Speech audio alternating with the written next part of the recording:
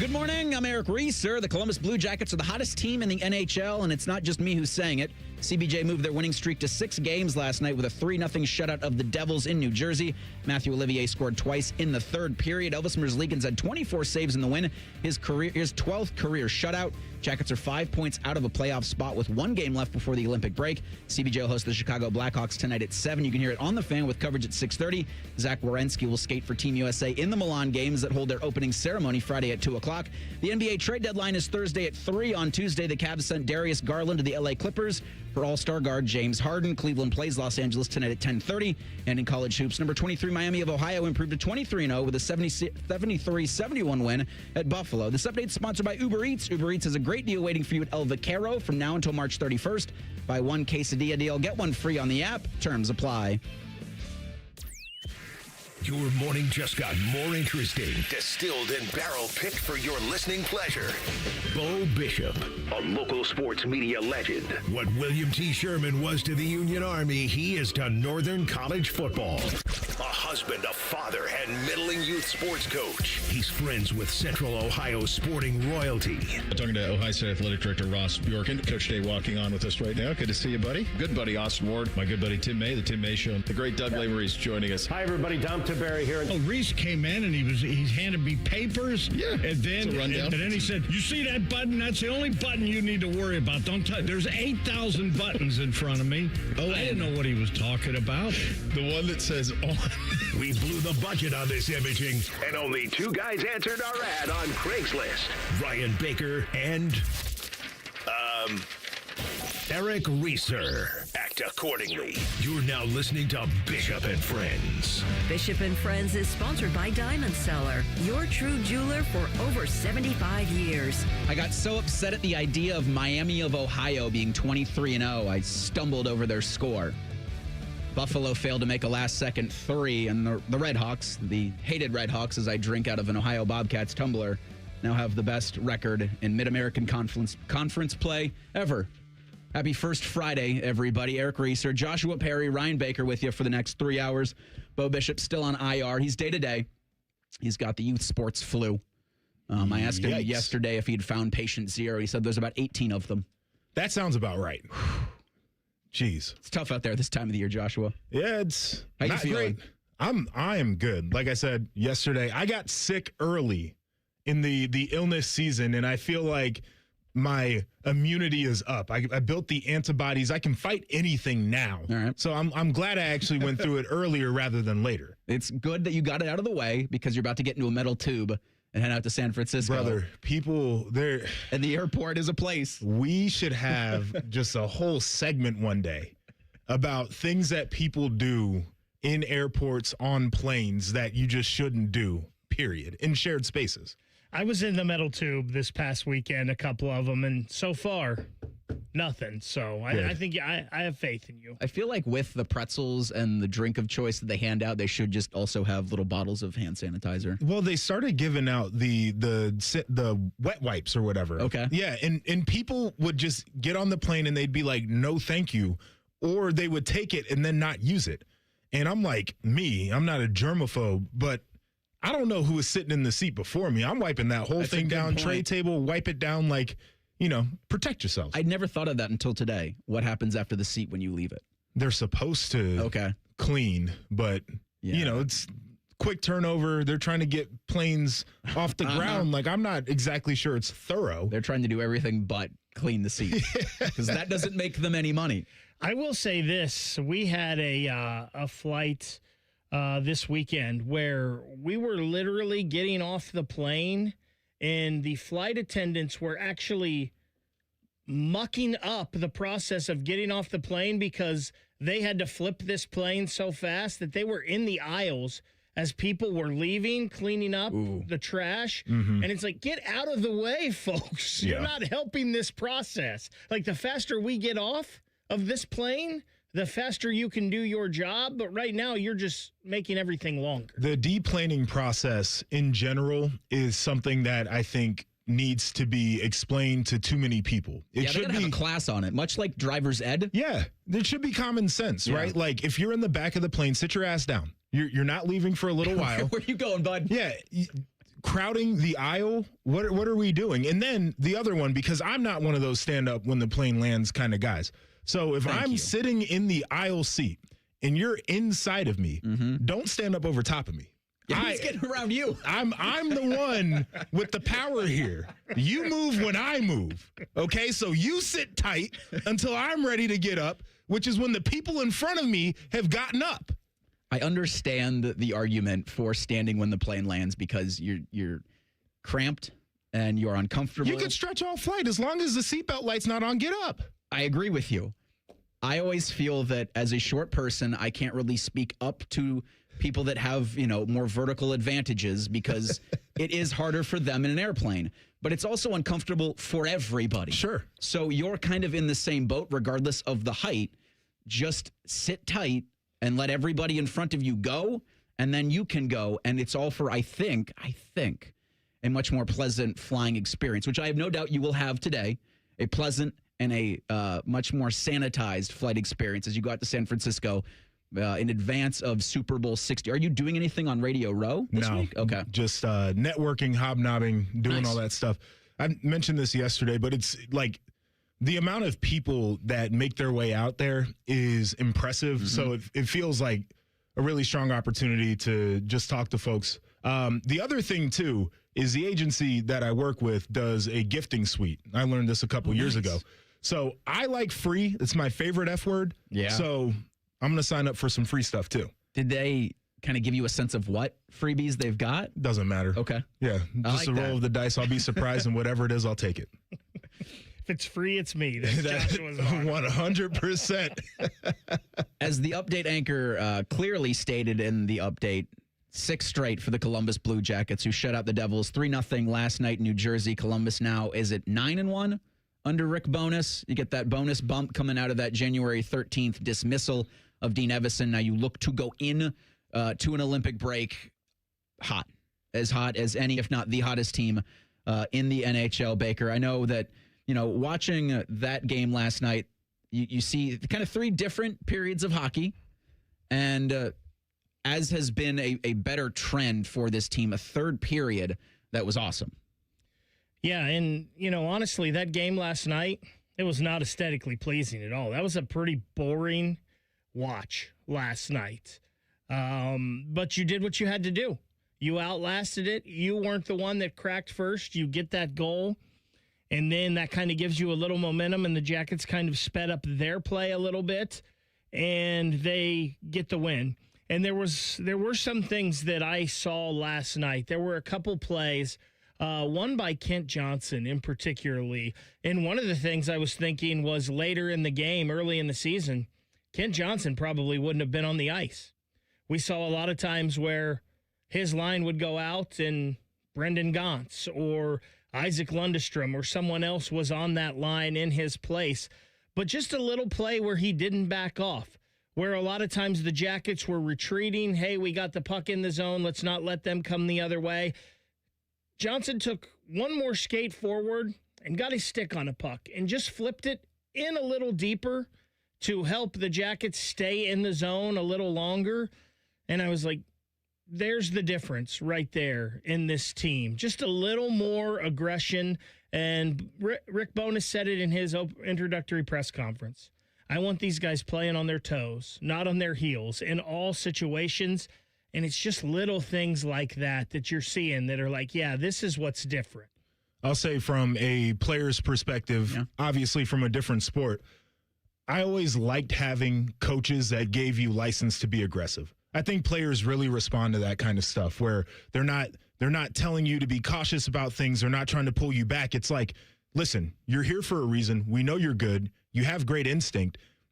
You'll know when the time comes where you can be aggressive, when we want you to do that.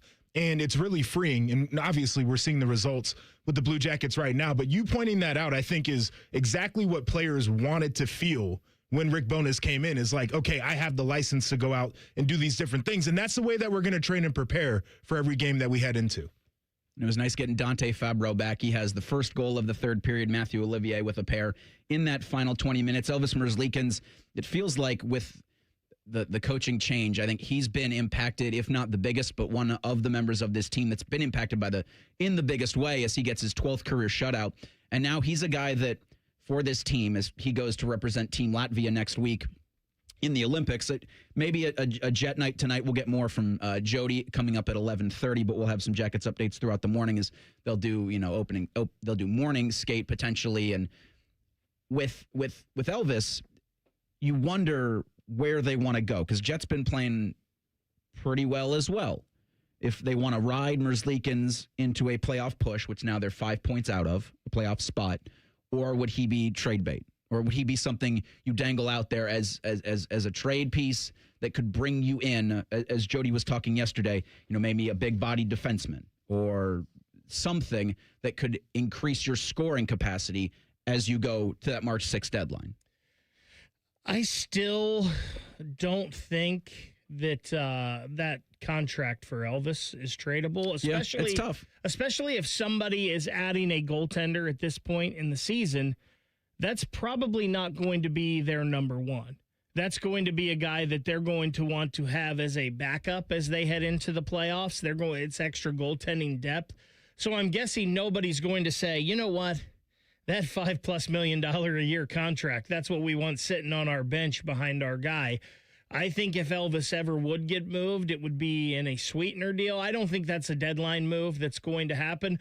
Plus, if Elvis is playing well, which he has been, that's more of a help to you right now than getting rid of him. So, because you want to have two guys you can rely on if you make this playoff push and if you get in. And I don't think you're going to get anybody to replace that. I mean, you have Fedotov down in Cleveland. Sure. Do you rely on that? Then you get rid of your third goaltender. So you're thinning the position. So I feel like if there was ever an Elvis trade, it ain't happening at the deadline. And Joshua, it kind of goes to your point that if, you've got two goalies that you can rely on for both to have these kinds of performances that you had from Elvis last night, you don't want to mess anything up right now because you've got the good thing going.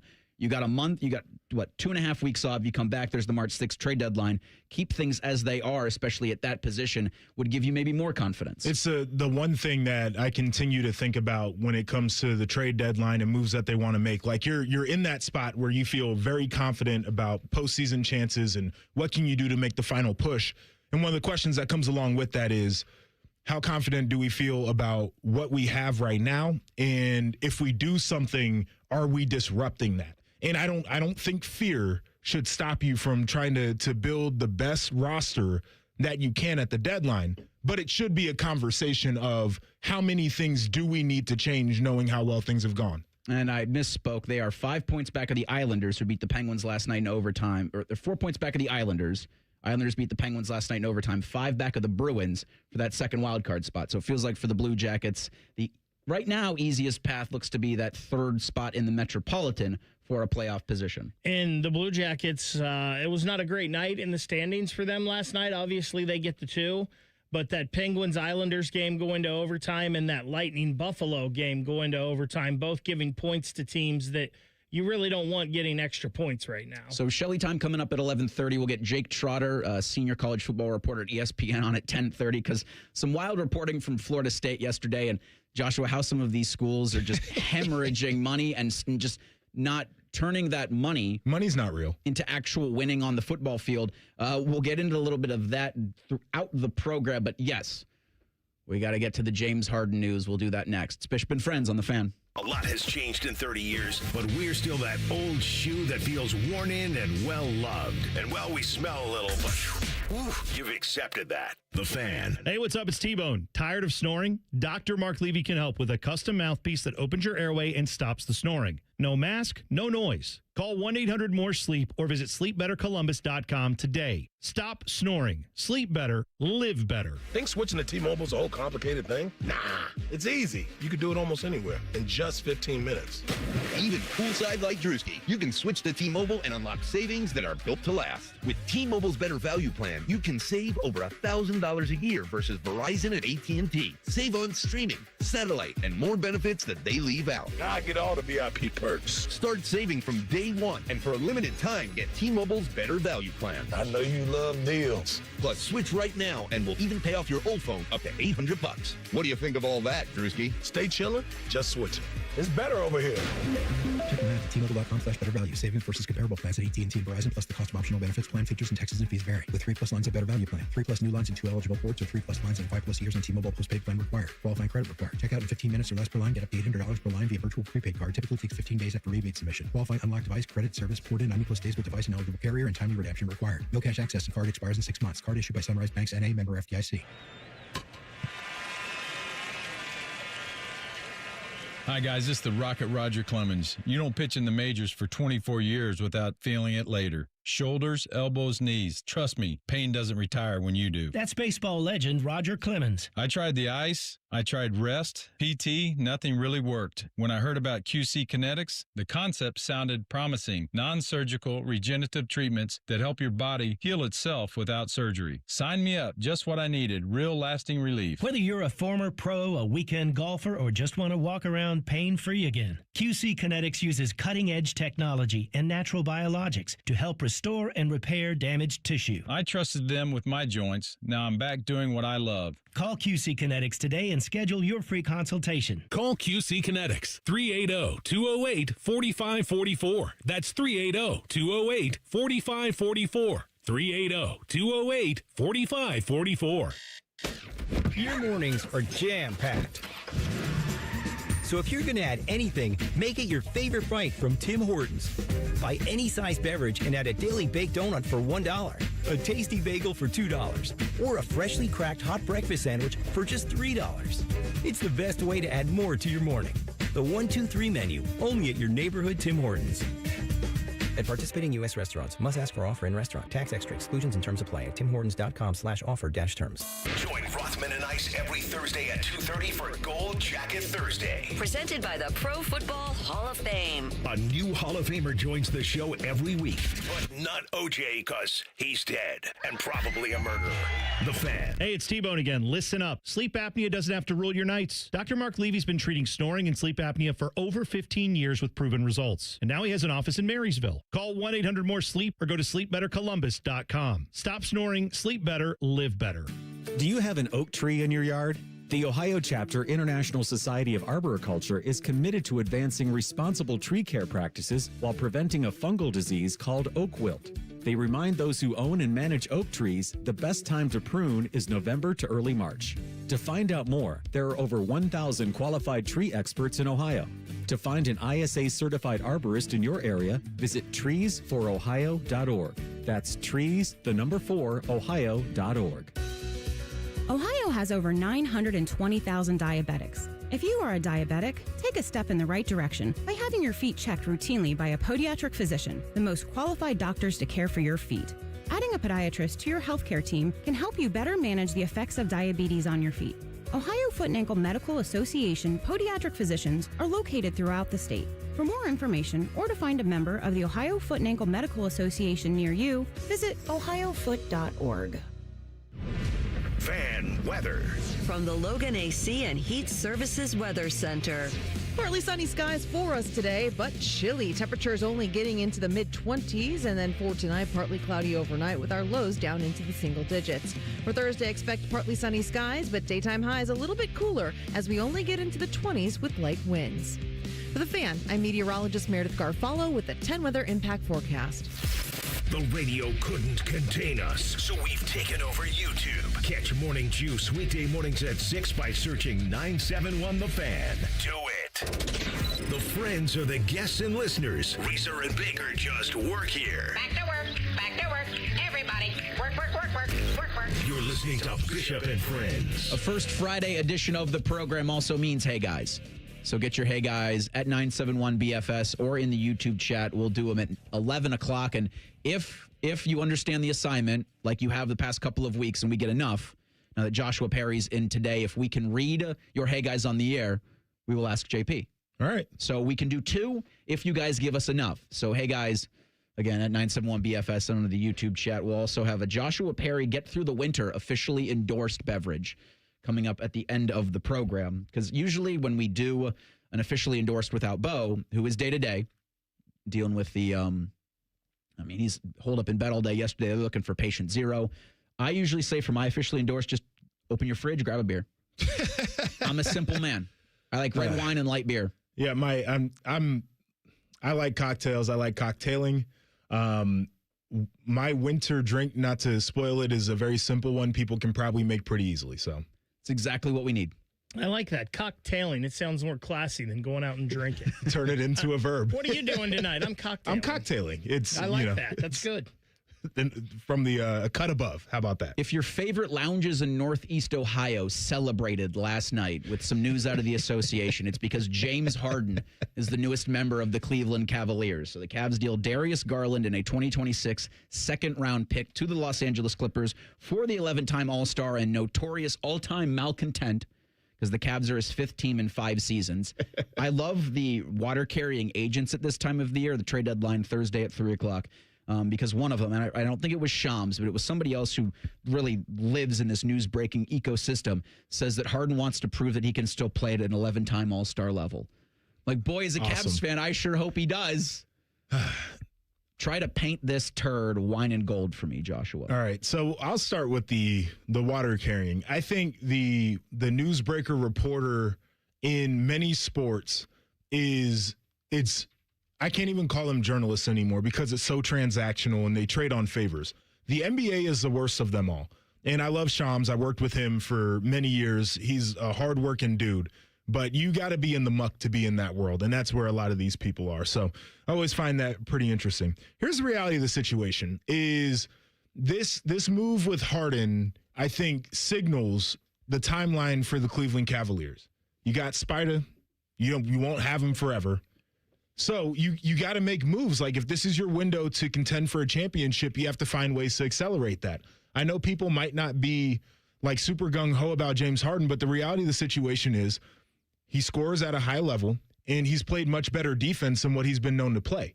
And with Garland, you just weren't getting that much between injuries and then just his level of production. It had fallen off. So I think from that standpoint, you can say that he's an upgrade. This also feels like there's another move that's waiting out there. And I don't know what the Cavs can do, right? Like the Giannis thing feels like a stretch. Probably not. Feels like I don't even know if he's going to get moved at all, right? I know a lot of people wanted that to happen, but there's something else I feel that has to be coming. Like this it can't be this move and then you feel like you're ready to go chase a championship. Like it feels like there's one more thing that needs to occur for the Cavaliers. From a production standpoint, what you're losing with Garland, only 26 games this season, both of his injury to the surgically repaired toe in the offseason, now the other foot's dealing with a toe injury, only 26 games played, 18 points per, 6.9 assists per game. He's 26 years old. You get a decade older in James Harden, but he's played 44 games for the Los Angeles Clippers. He missed the last 2 for LA for personal reasons. Yeah, it's because I'm getting traded. As I'm out of here. But 25.4 points per game, 8.1 assists per game, which is third in the association. Now, it's going to be very interesting to see how Kobe Altman puts this together on the court. Right. It might be tonight because the Cavs play the Clippers at 10:30. Oh, very interesting. And for the first time since Christmas, I think I'm going to actually lock into the Cleveland Cavaliers basketball. It's not just going to be something like, oh, yeah, the Cavs are on.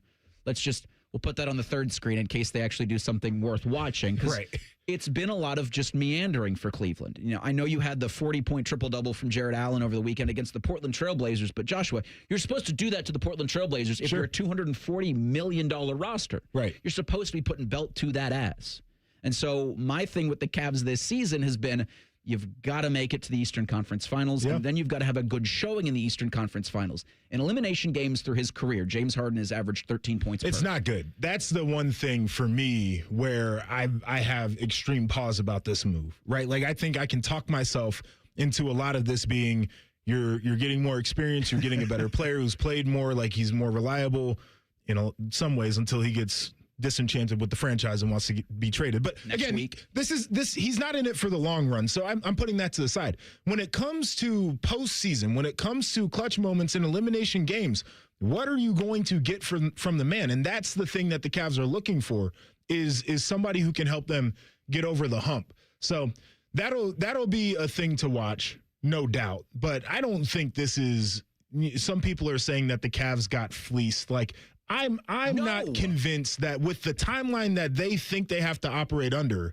that they got fleeced. I think this was a necessary move if they want to win right now. You can only say they get fleeced in this if in 3 years Darius Garland has played 2 full seasons, and then it gives, because now the Clippers are a play-in team. If Garland can come back healthy for Los Angeles by the play-in tournament and the Clippers somehow manage their way into the Western Conference semifinals and then stays healthy for the rest, he's got 2 years left on his contract. They probably will extend him because he's a great player when healthy, and you just could not rely on that. And if Donovan Mitchell's telling the front office, make a big move.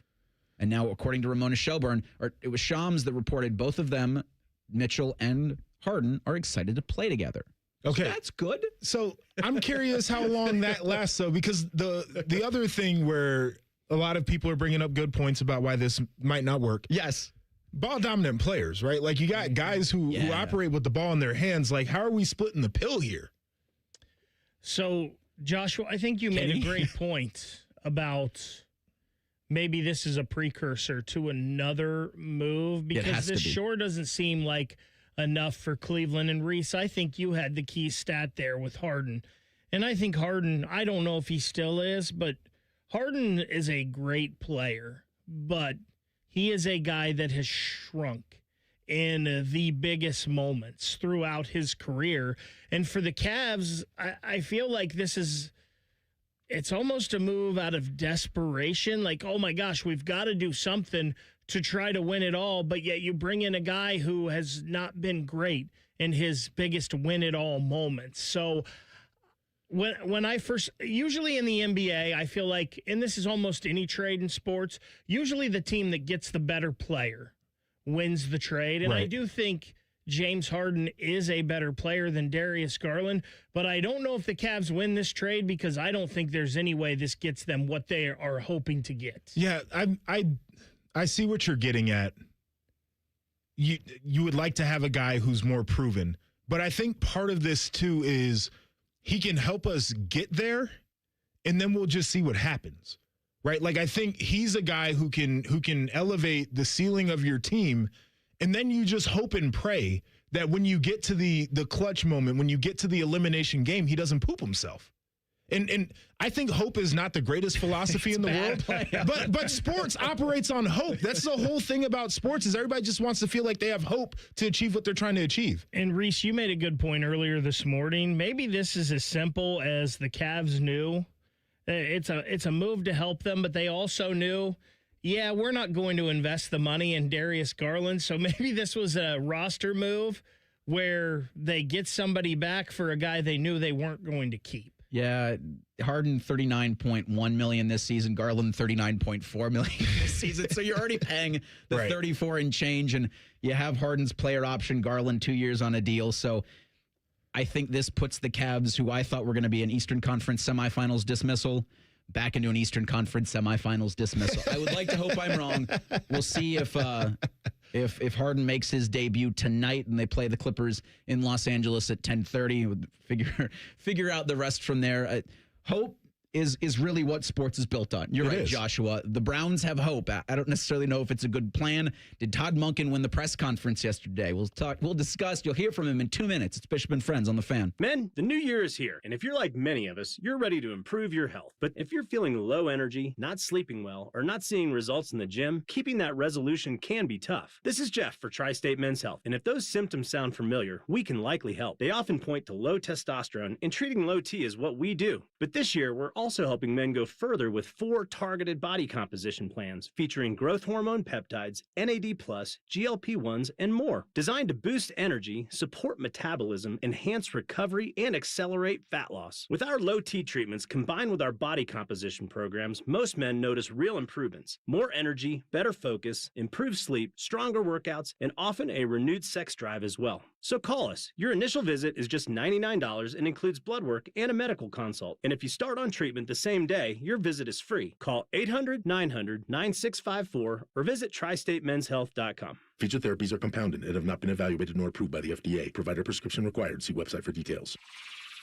I'm Jay Plyburn, anchor at 10 TV News This Morning. Not long ago, my wife Whitney and I packed up a camper van, hit the road, and spent months exploring national parks and small-town farmers markets, having the adventure of a lifetime. Now my goal is to help you start your day feeling informed and ready for what's ahead. From the impact of state and local decisions to breaking news from Dublin to Delaware, we've got you covered. Because when news moves fast, you need a team that moves with you. Make the move to 10 TV News This Morning, weekdays from 5 to 9, anywhere you watch. It's 2026, the year you achieve your health goals. The Good Feet store wants to help. Trade in your bad feet for good feet. We want to help you walk, run, exercise, and play in comfort this year. Visit the Good Feet store on Polaris Parkway near the Polaris Mall or on Stringtown Road in Grove City.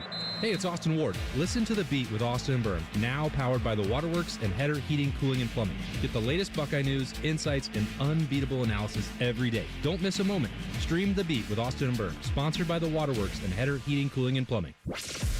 Bishop and Friends is sponsored by Diamond Seller, your true jeweler for almost 80 years. The Fan, Ohio's sports destination.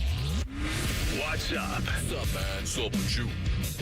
Here's what's up on a first Friday Miracle edition of the program. Eric Reeser, Joshua Perry, Ryan Baker with you until noon today. Is yesterday at noon, the Browns introduced Todd Monken as their newest head coach. And the big question for me, Joshua, was will he win the press conference?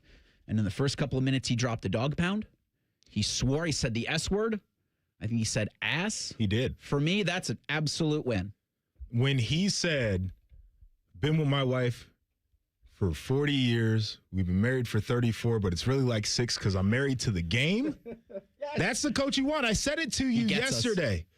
Baggy jeans, bad fashion. This is what I want my coaches to look like. I don't need my coaches to be handsome and well-groomed, and I don't need them to wear nice clothes. I need them to be football guys. He's married to the game, winning the press conference. Todd Monken, ultimate football guy. Really the only two questions you actually have are in regards to the quarterback and the defense. And so we'll start with Jim Schwartz, because I do think he made a crack. Well, actually, let's play the crack where he talks about game planning as the Baltimore Ravens offensive coordinator for the Browns defense. It'll be more fun and not have to worry about chipping 95 every down and distance, I can tell you that. And I think he also continued with, I'm game planning for Myles Garrett, not for Jim Schwartz. And it's like, oh, okay, here we think they had a conversation. In fact, he said that they had a conversation, but when asked about a conversation with Jim Schwartz and keeping him, Todd Monken. Well, first of all, I think Jim is an outstanding defensive coordinator. I think we all would agree with that, but I think it's a little inappropriate for me to comment about that at this time. Doesn't seem like that's going to be the case. So a couple of the comments that he made, right? Like I'm game planning for Myles Garrett, not for Schwartz. And then he made this other comment about the type of personnel that Cleveland has defensively. It almost felt like he was setting the table to say, like, as long as we can get a good coordinator in here, these guys will be able to ball. So it's not necessarily about Schwartz, which I know Cleveland fans are going to feel a way about it because he is a very, very good coordinator, a great ball coach. But part of the reality is the players matter. When you got 95 out there, like, it makes it really easy to call defense. When you got lockdown corners out there, it makes it pretty easy to call defense. So I do think he's onto something there, although Cleveland fans would love to see Schwartz back in that building. Yeah, just I think with how it went, where you had Jim Schwartz cleaning out his office, telling people goodbye, and then walking out of the building, what realistically would Monken be able to tell him to get him to undo all of that? I don't know if it's Monken telling him anything. It might be the Haslam saying, listen, we could pay you at the very top of the market, and you'll have latitude to be the head coach of that side of the ball. Todd's going to stay out of your way. You can operate. Like that would be probably the best that you could pitch him to see if you get him back in the building. And so Jimmy Haslam and Andrew Barry were also made available. Here's the Browns owner on Jim Schwartz. Yeah, I think this. First of all, I think Todd made it clear. Andrew's made it clear. I think I made it clear back on January 5th. We think the world of Coach Schwartz. I think Jim and Jim's future is the subject for another day. When's that other day there, old Jimmy? So the Todd Monken part of this, Bo told us with this guy, he's not hiding anything. He's not sugarcoating anything.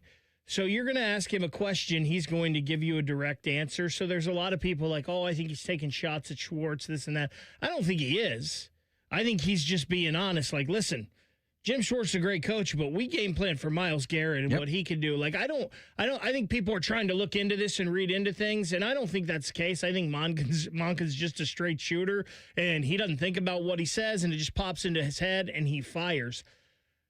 I still think, and I don't know what it is, if it was naive, if it was arrogance, if it was stupidity, it could be all of those wrapped into one. I think it was ridiculous for the Cleveland Browns to think that we can go through this process, make Jim Schwartz one of our leading candidates, and expect him to stay when we don't hire him. It's like, man, we really like Jim as a coach, but not enough to make him our head coach. And I just think it was arrogant of the Cleveland Browns to feel that way. I've thought about that so many times. Like, the idea that you value him enough that you feel like you have to keep him, then at that point, he's your head coach, right? And then you figure out the rest of the thing. But if you felt like he was that valuable and he had to be around, then you wouldn't take the chance on saying, like, boy, I hope you'll go through all of these rounds of interviews and we're going to give you the same personality test that we give to everybody else.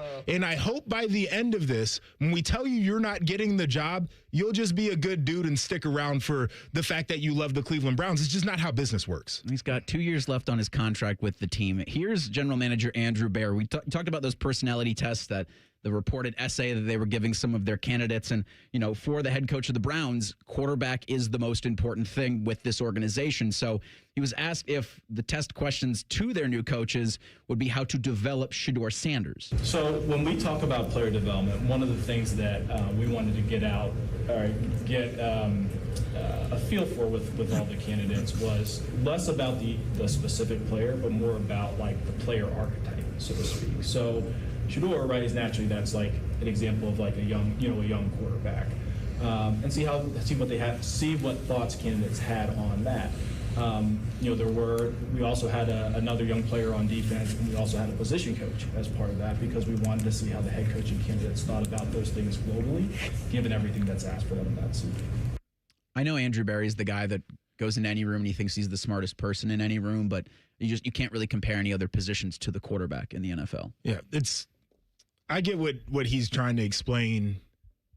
I get what they're trying to achieve, but it just feels like you just asked a guy, like, what do you look for in a quarterback? How would you develop this type of guy? How would you interact with this? What does a meeting look like? Hey, you've got a young coach who's got a lot of potential. These are their blind spots. How do you develop your coaching staff? Like, just do it like a normal person would do it, a regular interview. I'm sure the questions were always asked about Shedeur, but it's funny that Andrew Berry would bring up Shedeur and all of this. Like, how are you going to develop Shedeur? I'm pretty sure last year, Andrew, you drafted Dylan Gabriel higher than Shedeur, and Dylan Gabriel's still on this roster. Kind of interesting. That's the question for me, more so than the Jim Schwartz stuff, is the quarterback. And so Monken, back to the Browns' new head coach, was asked if he envisions Shedeur will open the season as quarterback one. Well, I think like any position on the team, that's still to be determined. Am I excited about Shedeur? Am I excited about all the quarterbacks in the room? Am I excited to coach this football team? Absolutely. I can't wait for them to get back and for us to get started. It's a good response. Is he excited about all of the quarterbacks in the room? Well, he's got to say that, because you're right. There's two quarterbacks. There's one quarterback you can kind of excite me about. There's another quarterback, well, you drafted him higher, to Baker's point, and then there's Watson. Yeah. Yeah. I mean, again, I think this is the good thing about having a guy who's been around the block in coaching, though. Because I think about the flip side of this, where you hire a 30-year-old Grant Udinski, and he's walking into that situation, and it's like, all right, brother, have fun. This is the Cleveland Browns experience. Yeah, this was really always setting up for a coach that had done a lot in the league, not a guy who had really just coordinated and called offense and was mean, younger than both of us. Yeah. Like, that doesn't set you up for this kind of situation. I've always thought that as an NFL head coach, knowing ball is the prerequisite to get into the building. Right. But you've got to be able to handle the chaos that goes with any NFL season. And then for the Browns, you're able to take that regular season NFL chaos and you got to kind of crank it to 6 or 7. So I've actually got really strong theories about this idea of ball knowledge in becoming a head coach. And I think you have to have great situational knowledge as a coach. But I think your ability to be a manager of people and a manager of an organization is more valuable than how you call plays. And so I think the older you get, the more you just pick up on that kind of stuff. Like, the ball knowledge is always going to be there, but the veteran guys certainly are a little bit better when it comes to dealing with the craziness. And Monken talked about it too, with his connection to John Harbaugh and how he was able to create confrontation without being confrontational. I thought that was a hell of a line, because I think there's some confrontation that needs to happen within that building up there. Yeah, I mean, a lot of people need to be challenged. And I think Shedeur and I think Dylan will respond well to that sort of thing. Sure. Watson probably not. Well, but you have him. And so it's with everybody that you've got in those rooms, is, to your point, the challenging and how are they going to react to that. I don't know what this does from a win standpoint. I had that 4 wins last season. I'm going to probably predict a similar win total this upcoming year. And then maybe after that, when you're able to get rid of the albatross that is Deshaun Watson's contract, you can take steps in the right direction. But when you ask me how I feel about Todd Monken and the hire and the press conference, it's still a 5. I was a 5 when they announced the hire. I was a 5 after the press conference. It's also kind of interesting to me. Nobody asks about offensive line. What are you going to do with that? Because you don't really have many guys under contract that were starters for you last year.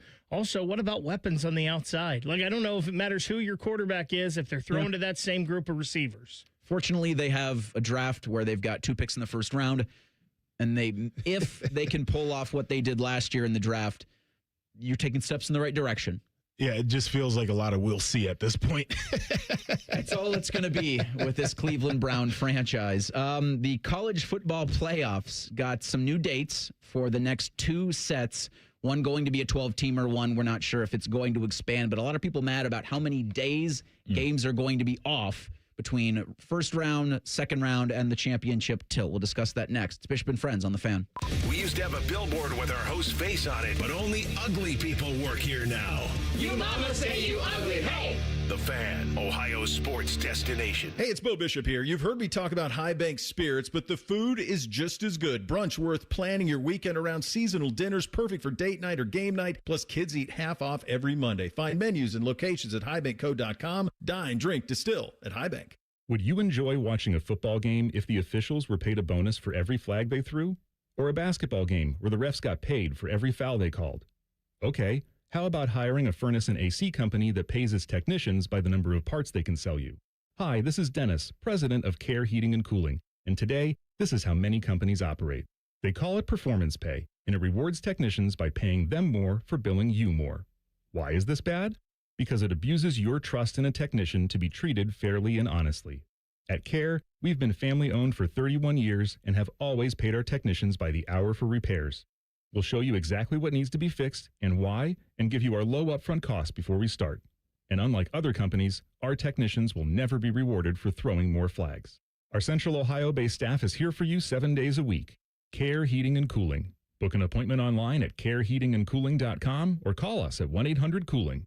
When you need a company you can trust. Make this your year. Looking for a new career in the high-demand fields of IT and cybersecurity? Attend classes live, online, or on campus. Go to mycomputercareer.edu and take the free career evaluation today. Financial aid is available to those who qualify. Many times, a person hires a law firm after an injury without doing research.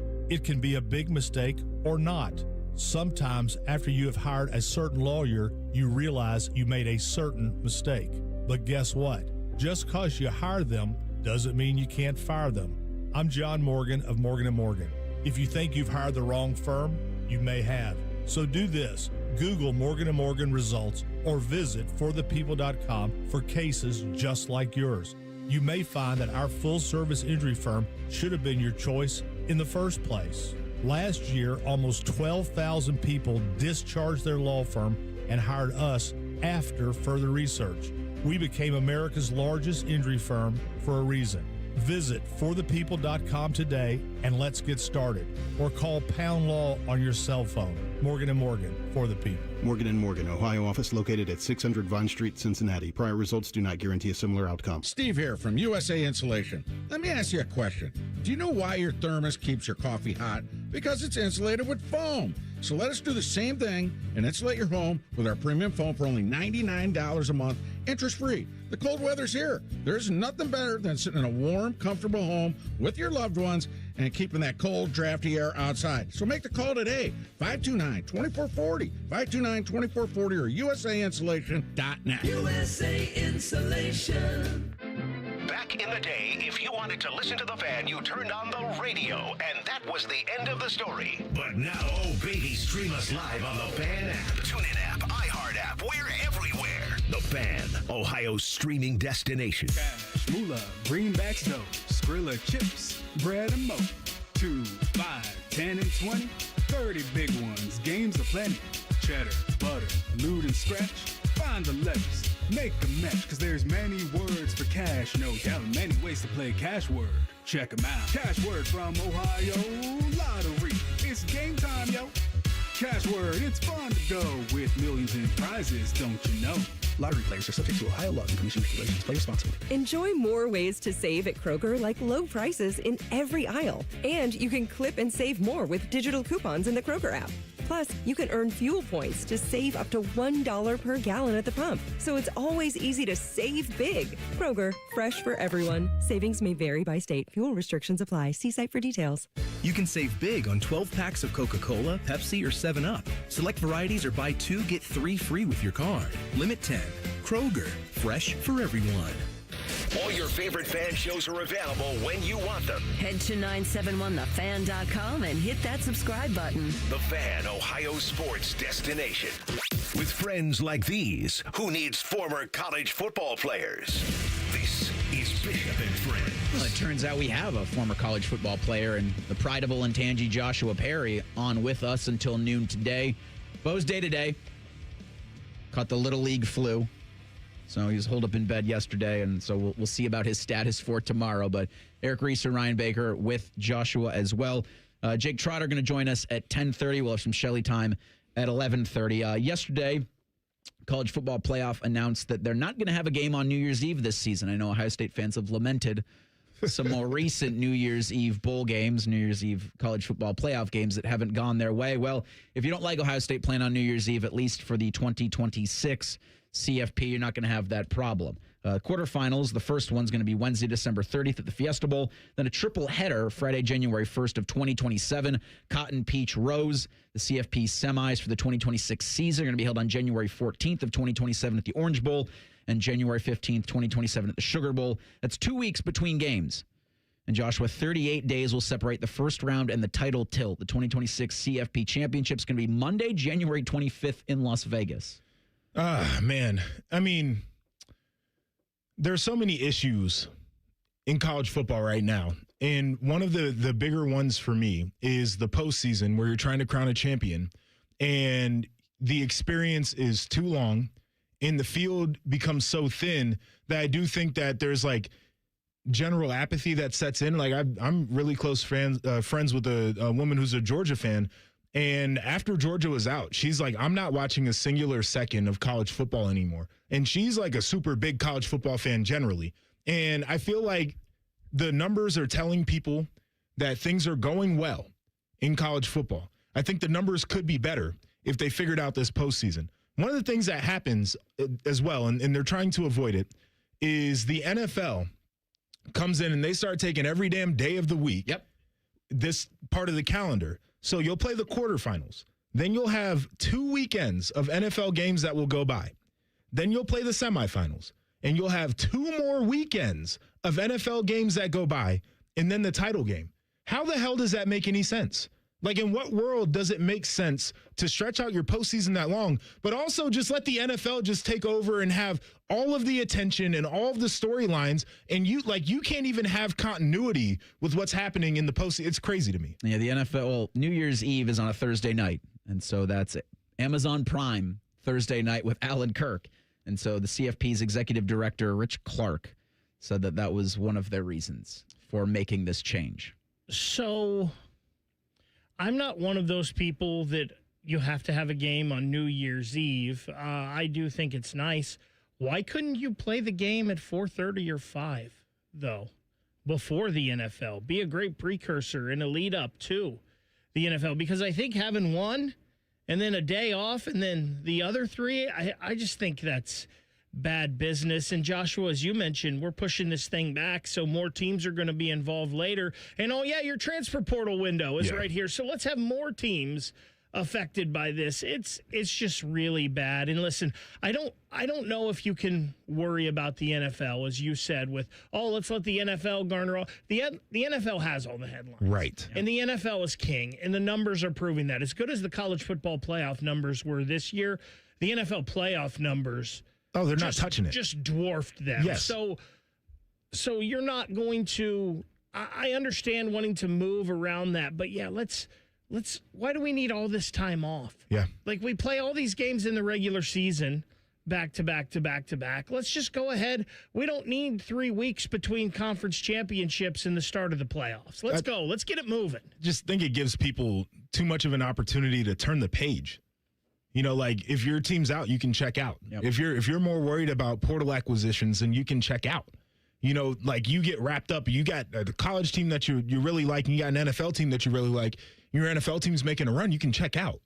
So let's figure out a way to do this with continuity where you can ride waves of momentum instead of giving people 2 weeks to completely forget about the last time they saw a college team play. And it'll be a similar thing for the 2027 season. Now, I think 2026 will be more, I'd say that's written in pen. 2027 does feel maybe pencil, with, if they want to expand the college football playoff. You'll have the 2027 title tilt Monday, January 24th of 2028 in New Orleans. January 24th. We're getting a little later this upcoming CFP, and then you're getting a little earlier by a day. It feels that 30, 38, 39 days, it's an extra month plus for your season that already is expanded, because it's already long, because you've got week 0 that, bleeds into late August.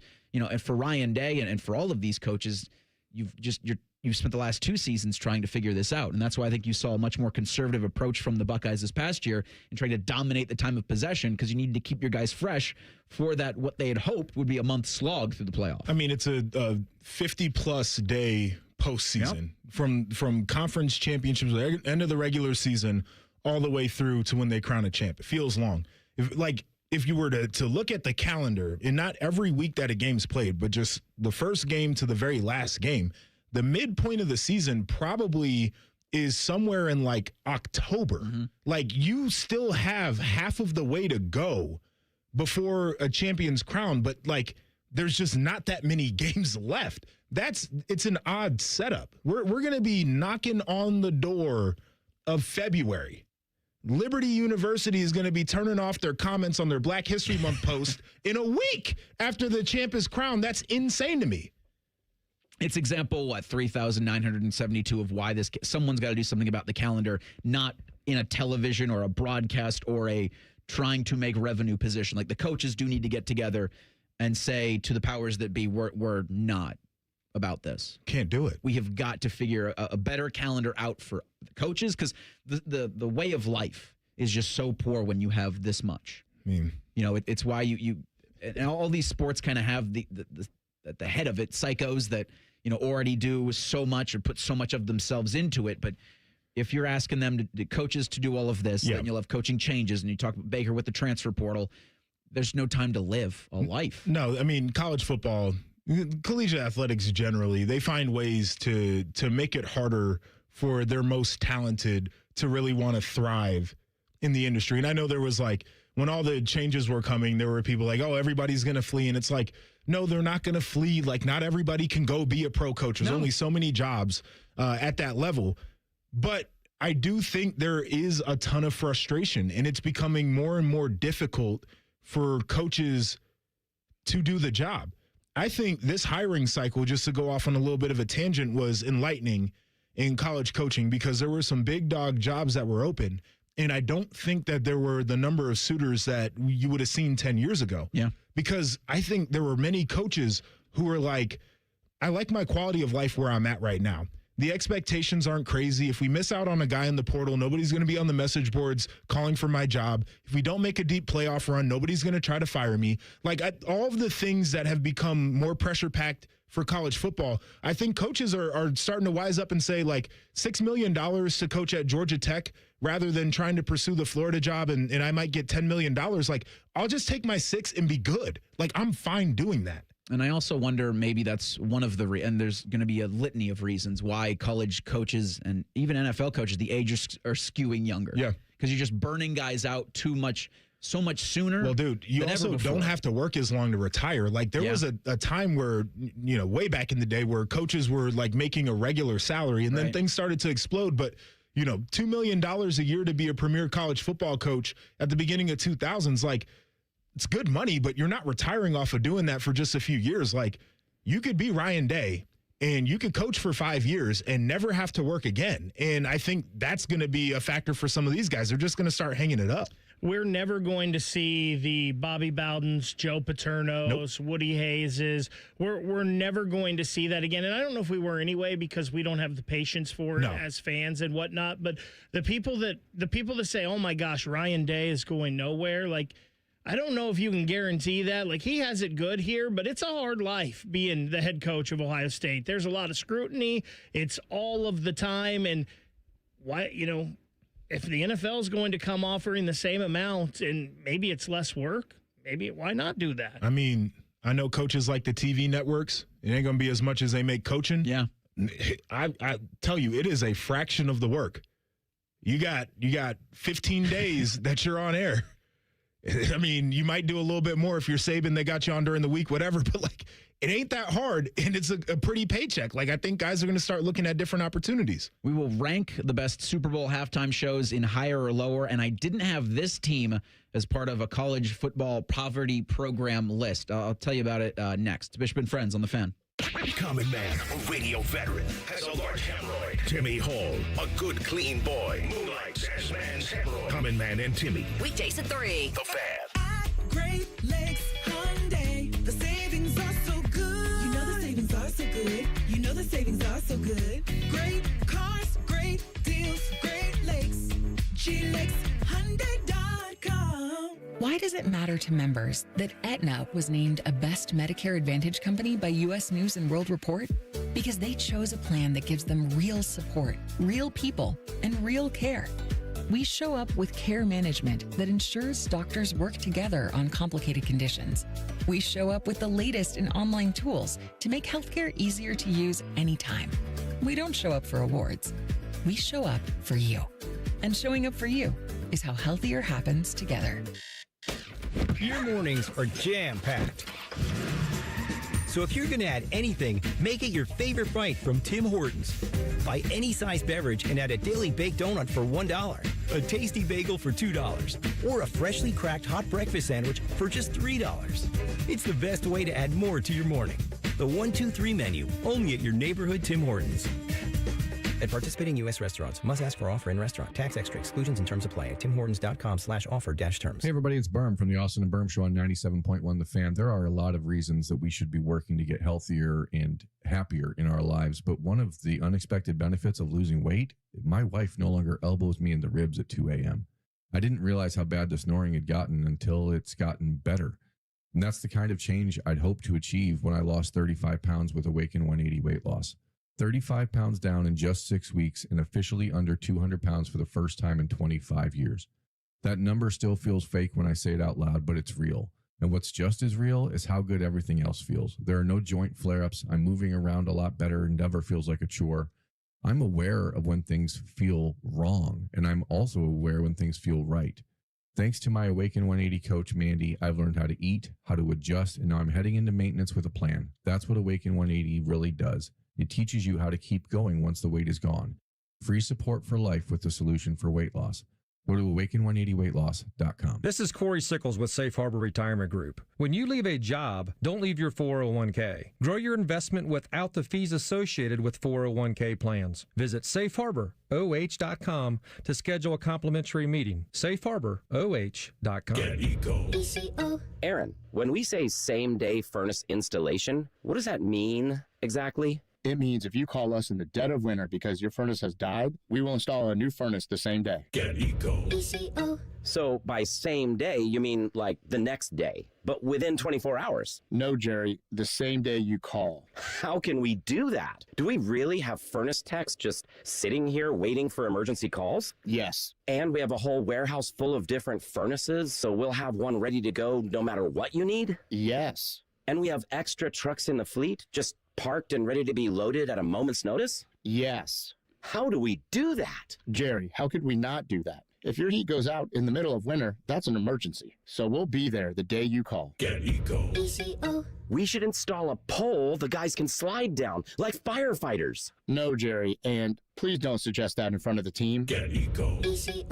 GetEco.com. At Baths R Us, we believe home improvement is life improvement. As the Midwest's fastest growing 5-star bathroom remodeler, we're more than just transformations. We're a community driven by a mission to bring your dreams to life. Our installation team, part of the Baths R Us community, isn't just skilled. They're dedicated to respecting your home. Each day, they bring craftsmanship and hustle, turning your dream space, no matter the size, into reality. Together, we embrace a culture that values diversity, collaboration, and giving back. From supporting local projects to fostering a workplace where every voice is valued. Baths R Us is more than a company. It's a community of experts. We're also expanding locations to create more possibilities for homeowners across the Midwest. Wherever you are, you'll find us ready to turn your dreams into something you can see, feel, and enjoy every day. Right now, get $1,500 off a shower or tub replacement, or $3,000 off a full bathroom remodel. Plus, low to no monthly payments. Call 380-2255 to schedule your free estimate, or go to bathsrus.com. Baths R Us, where dreams soak in.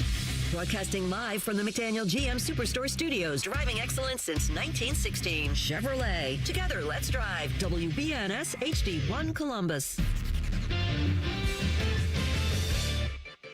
Good morning. I'm Eric Reeser. 8-1 for the Columbus Blue Jackets with Rick Bowness behind the bench. Columbus extended their league best win streak to 6 games with a 3-0 shutout of the Blue Devils last night in New Jersey. Matthew Olivier had a pair of goals in the win. Elvis Merzlikins 24 saves in the shutout. Jackets are now 4 back of the Islanders for a playoff spot. They'll host the Chicago Blackhawks tonight at 7. You can hear it on the Fan with coverage at 6:30. CBJ are off until February 26th for the Olympic break. In the NBA, the Cavaliers play the Clippers tonight in Los Angeles at 10:30. Could be the Cleveland debut for James Harden, who was traded by LA last night in exchange for Cavs guard Darius Garland and a second-round pick. The NBA's deadline is Thursday at 3. And in college hoops, Ohio State's at Maryland tomorrow night at 8:30. This update sponsored by Dr. Mark Levy. If you're snoring and not sleeping, call 1-800-MORE-SLEEP or visit sleepbettercolumbus.com. Stop snoring, sleep better, live better. Taking the art of sports radio and day drinking to a whole new level. You're listening to Bishop and Friends. Happy first Friday. Eric Reeser, Joshua Perry, Ryan Baker. Bo's day-to-day. You got that youth sports flu.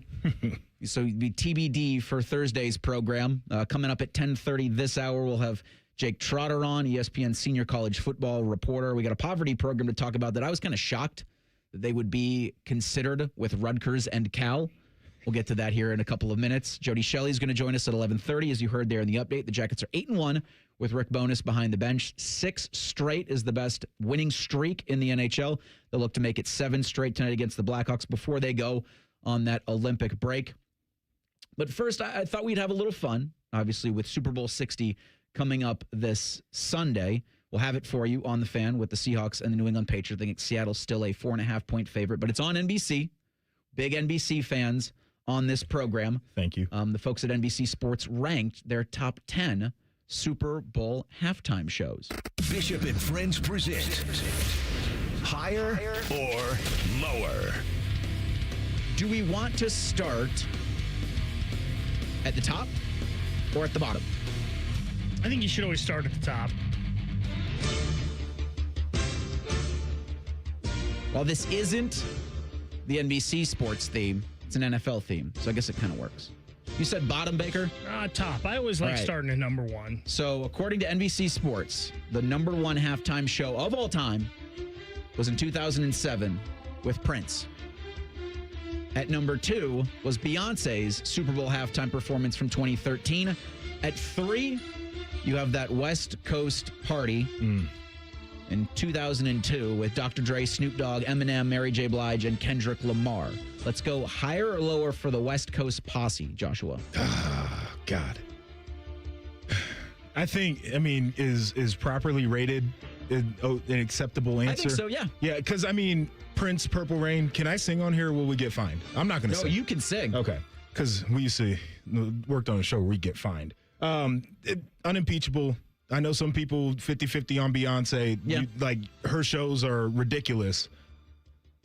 It wasn't Dre. It wasn't Snoop. It wasn't Kendrick. It's Mary J. Blige for me. I'm a big 90s R&B guy. Y'all know my love for Mariah Carey. I don't have the same esteem for Mary, but I love the way she sings. And so to see that crew out there and then she made her little appearance, I was all for it. So I'd say properly rated.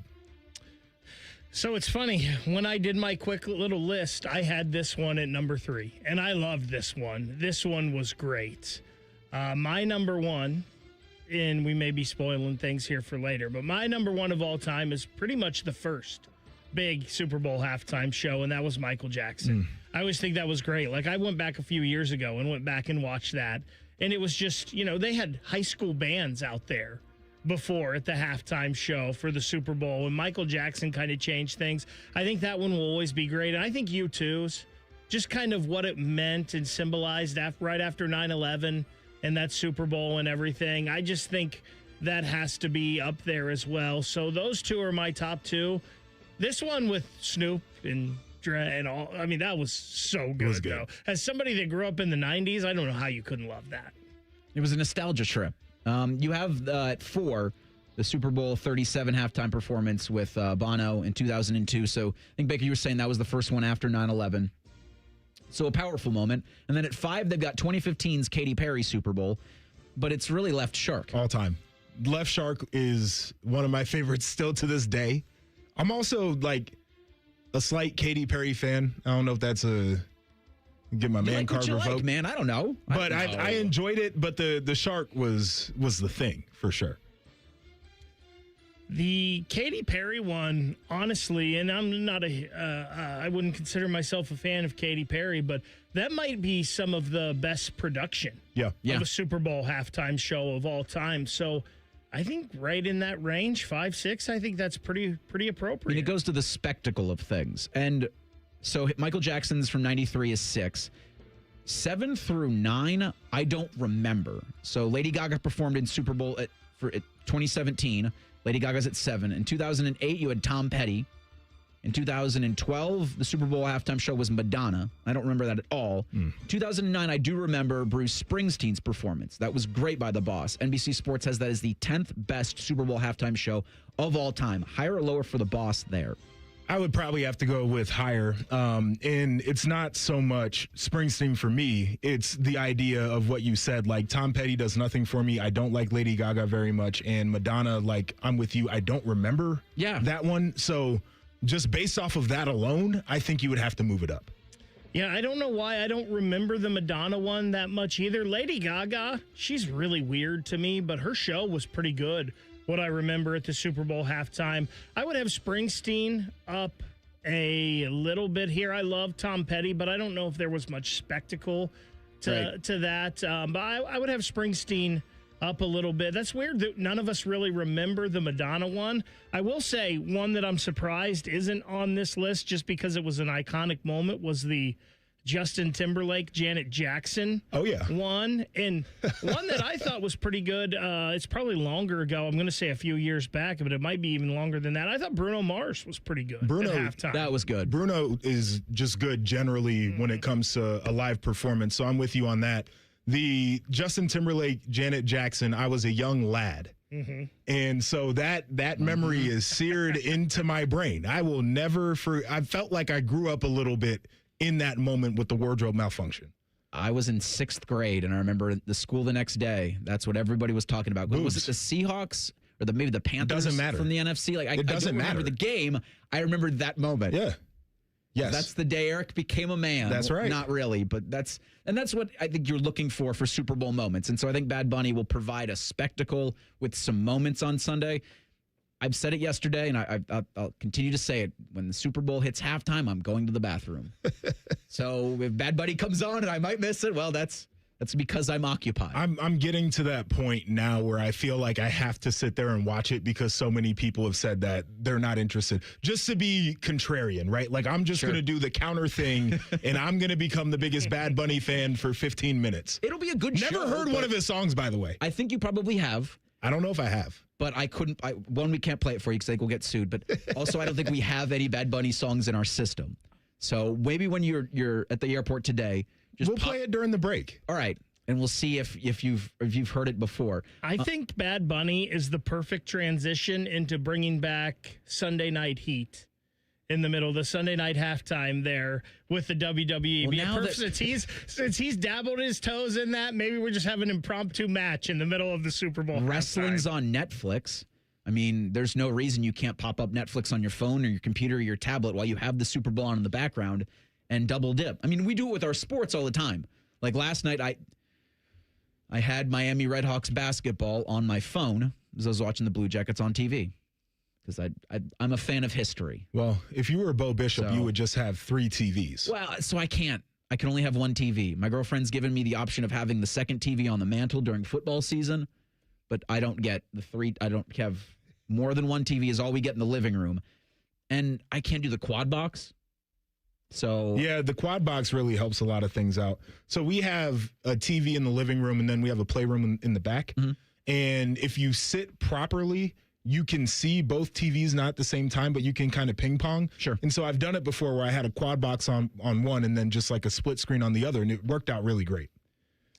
I don't know how, especially if it's something that you care about a lot, like the Blue Jackets I care about. I don't know how people do the split screens or the quad boxes, and I can do it on mine. I've tried it. I just don't have the attention span to do it. Like I've got to focus on one and maybe just check in on the other. So I had teased this about poverty programs in college football. And Joshua, you put this in front of me yesterday from Sportico, where Florida State closed fiscal year 2025 with $437 million in athletics-related debt. Man. It's a $200 million debt increase from their prior fiscal cycle and higher total than any public FBS program reported in fiscal year 2024.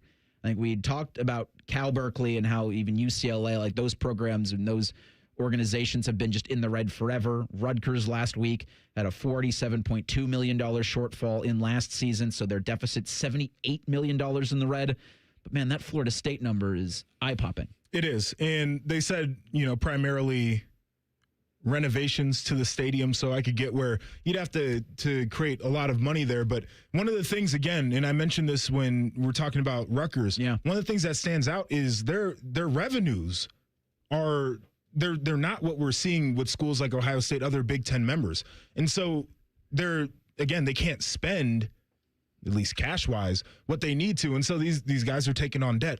I'm always so curious about this from like an athletic department standpoint. Like who comes in and does a credit rating? Like how does the bank know if you're credit worthy? Like, do I really want to give you $200 million for this renovation? Am I going to get it back? Like you guys were over here fighting to leave the conference because you say that you're too damn poor. Like, I'm not just going to loan you money when you can't even figure out how to do revenue amongst your conference members. There's one dangerous precedent I think Florida State could set, and we don't need more government dictating sports. Those next. It's Bishop and Friends on the Fan.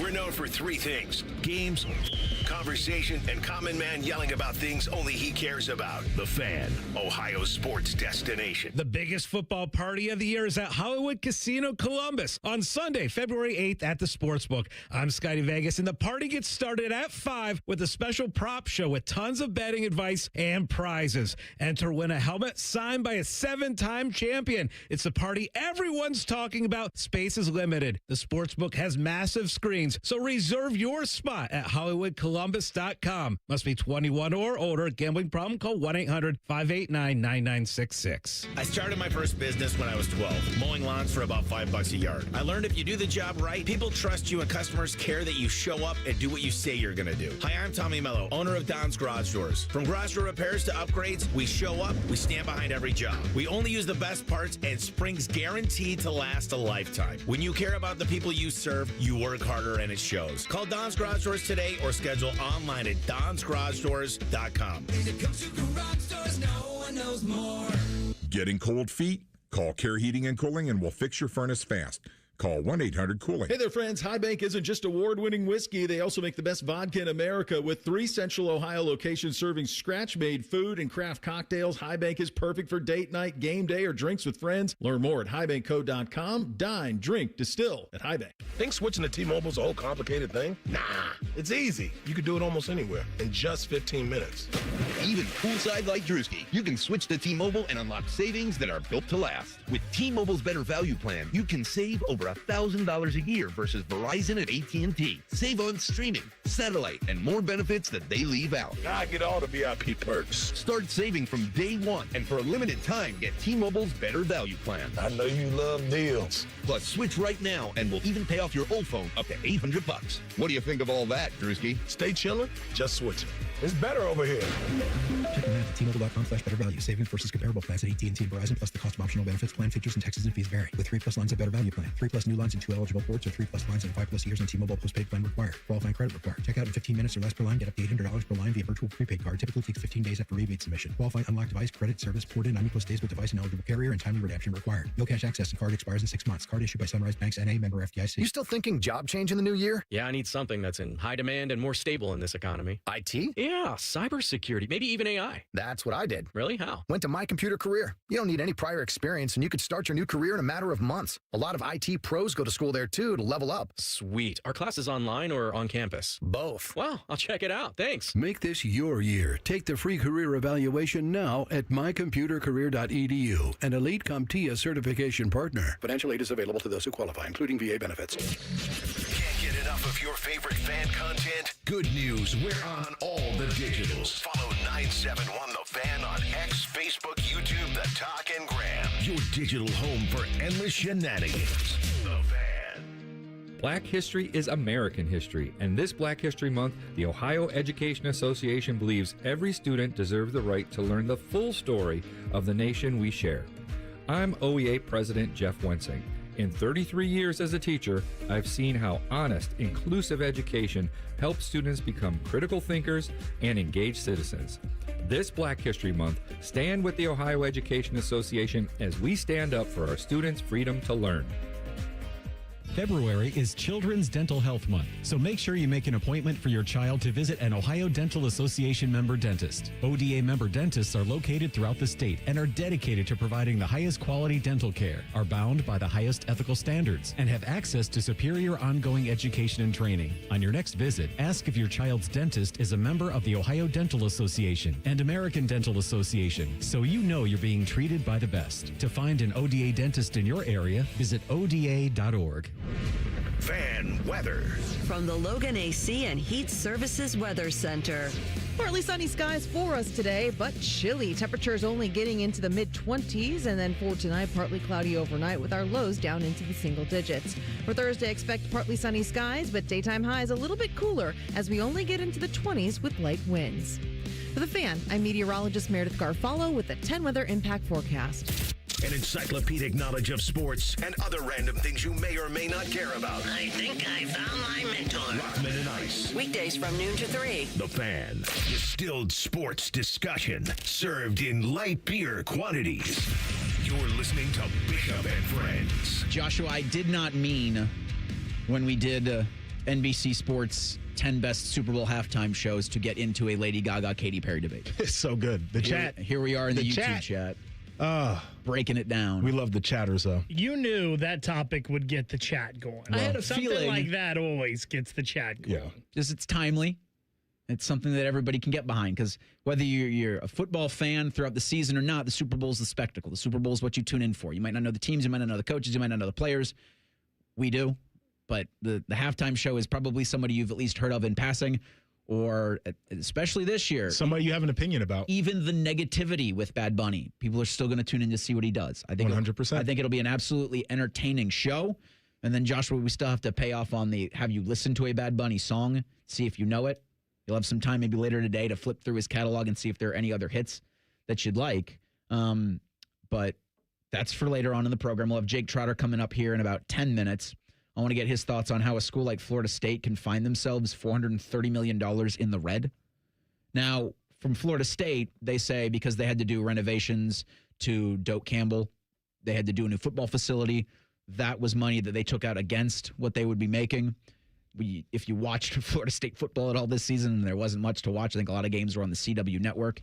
They didn't have a full stadium to sell tickets to, but program apathy from not making the college football playoff in the year where they probably should have.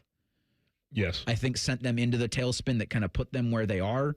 And so we've been wondering this for a while now with Florida State or with some of these other schools. In Colorado, I even think had emails that they had reached out to the Saudis about getting private investment from that part of the world. And when I look at, schools like Cal Berkeley, when I look at schools like Rutgers, who had a deficit of $78 million for their athletic department, I go, thank God the Big Ten did not go forward with that private capital deal. I feel like selling a portion of your conference or your ability to market, you selling a portion of your athletic department to a private capital or, the Saudis or whoever. Yep. It doesn't make a lot of sense. I feel like a lot of these venture capital deals have not necessarily looked like what was in the contract on paper, right? So there's that part of the unknown about how that works in a world of collegiate athletics. That's bad. The thing that I think bothers me about the idea that people are entertaining this, and I think Utah did a deal with one of these types of companies, is we talk about this, but we ignore why we're talking about this. The idea that a collegiate athletic department would be looking for outside funds from venture capital, from private equity, or whatever the deal is there, is insane, because you're acknowledging that this whole thing is indeed a business, but you're still in many ways trying to operate under a framework of, but we're just an athletic department that's a part of a university. It's amateurism. We have to make a decision about what the structure of collegiate athletics is. Is it really tied in to a university structure, or are these just kind of like fully independent things, which some athletic departments now are just setting up actual business entities and operating that way?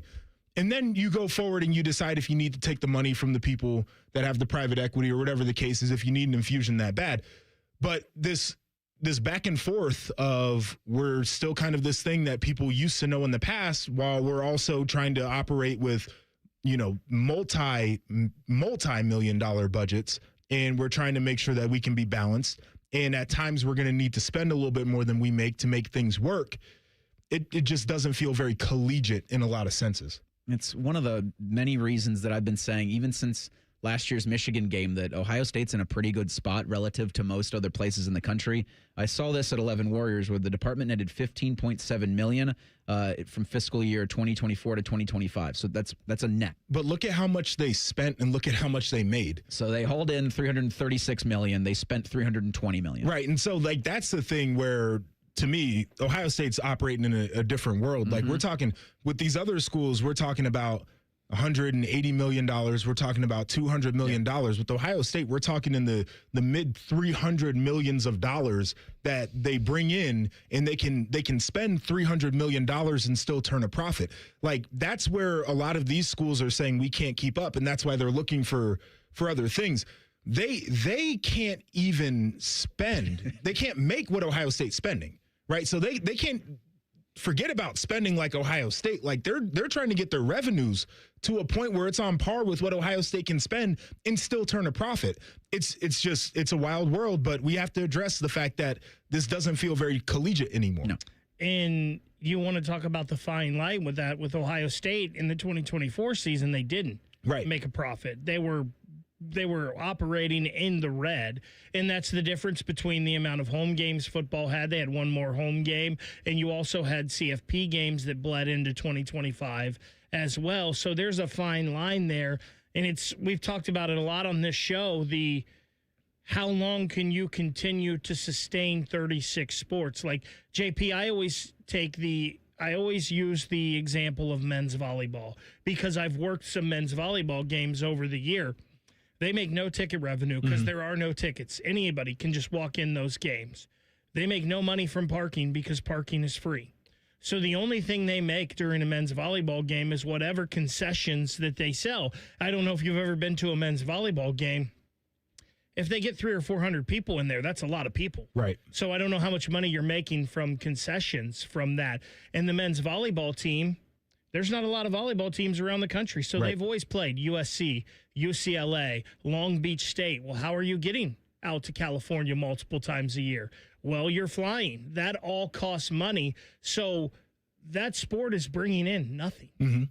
So the football team is funding all of that. And I just don't know how long in this landscape, as you talked about, they operate as professional businesses, but yet they don't want to. And I'm all for that. Like, I'm an old school guy, and all the problems that are coming for some of these kids, there's a part of me that feels bad, but there's a part of me that doesn't, because you all asked for this. I'm with you on that. And I think it's a great point about for Ohio State specifically, the size of the athletic department. And for a while it's been that, right? Mm-hmm. Like, football subsidizes the athletic department, the other sports that don't make a revenue, along with, men's and women's basketball, women's volleyball, I'm pretty sure as well. Yes. But the idea that you have a few sports that make sure everybody can operate, it's not necessarily foreign. I think the biggest problem is, in this day and age, there's one thing that people really care about above and beyond basketball, above and beyond anything else, and that's spending in football. It's salaries for football. It's facilities for football in a lot of ways. Just again, I know we talked about it before. I would hate to see the athletic department shrink in terms of the number of sports. Like, it's something that I take a lot of pride in, saying that I was a part of an athletic department that supported so many sports, and I got to know a lot of those other athletes. But this day and age, you never know. And if it's going to be a pissing contest between which football program can put more into their roster and who can have the different uniform combinations and what sweatpants you wear getting off of the plane and who's got the best accommodations when they go on the road, I just don't know what the tipping point is. And I do think this is just another – adds to the argument that there should be some separators in this, because Rutgers, if you're not even trying to be in the same ballpark as Ohio State, then maybe you shouldn't be sharing the same conference. The issue is, I think they're trying to be, and they just don't know how to make money. Yeah. What is your reason to spend money around their athletics? Like, I don't have one. That's what I'm saying. Like, there's not a notable program that any of us can think of off the top of our head. Their women's basketball program for a while was carrying the banner. They had the great years under Greg Schiano a little while ago. But outside of that, like, I don't think their problem is that they're not trying to keep up. I just don't think that they can justify spending any more than they already are. And you mentioned some separators in all of this. I mean, it sure seems like the logical thing to me would be separate football into its own entity and then try to run the rest of the college athletics like we've run college athletics in the past. Because maybe some of men's college basketball, maybe a little bit of women's basketball is making money and can operate under the same rules. But football is the one thing that is a true multi-million-dollar business here in this whole college sports landscape.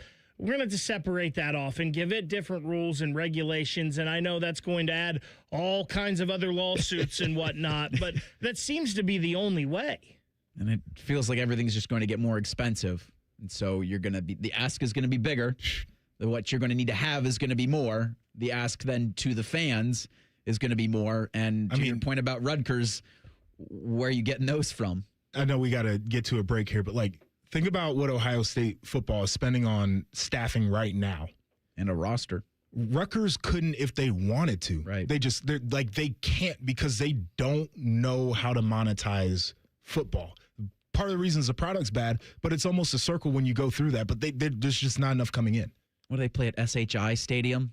Yes. It's almost like that product forgot the T. Hey, that's another show. Jake Trotter coming up in 2 minutes. Bishop and Friends on the Fan. Do you want free internet forever? Yeah, we thought so.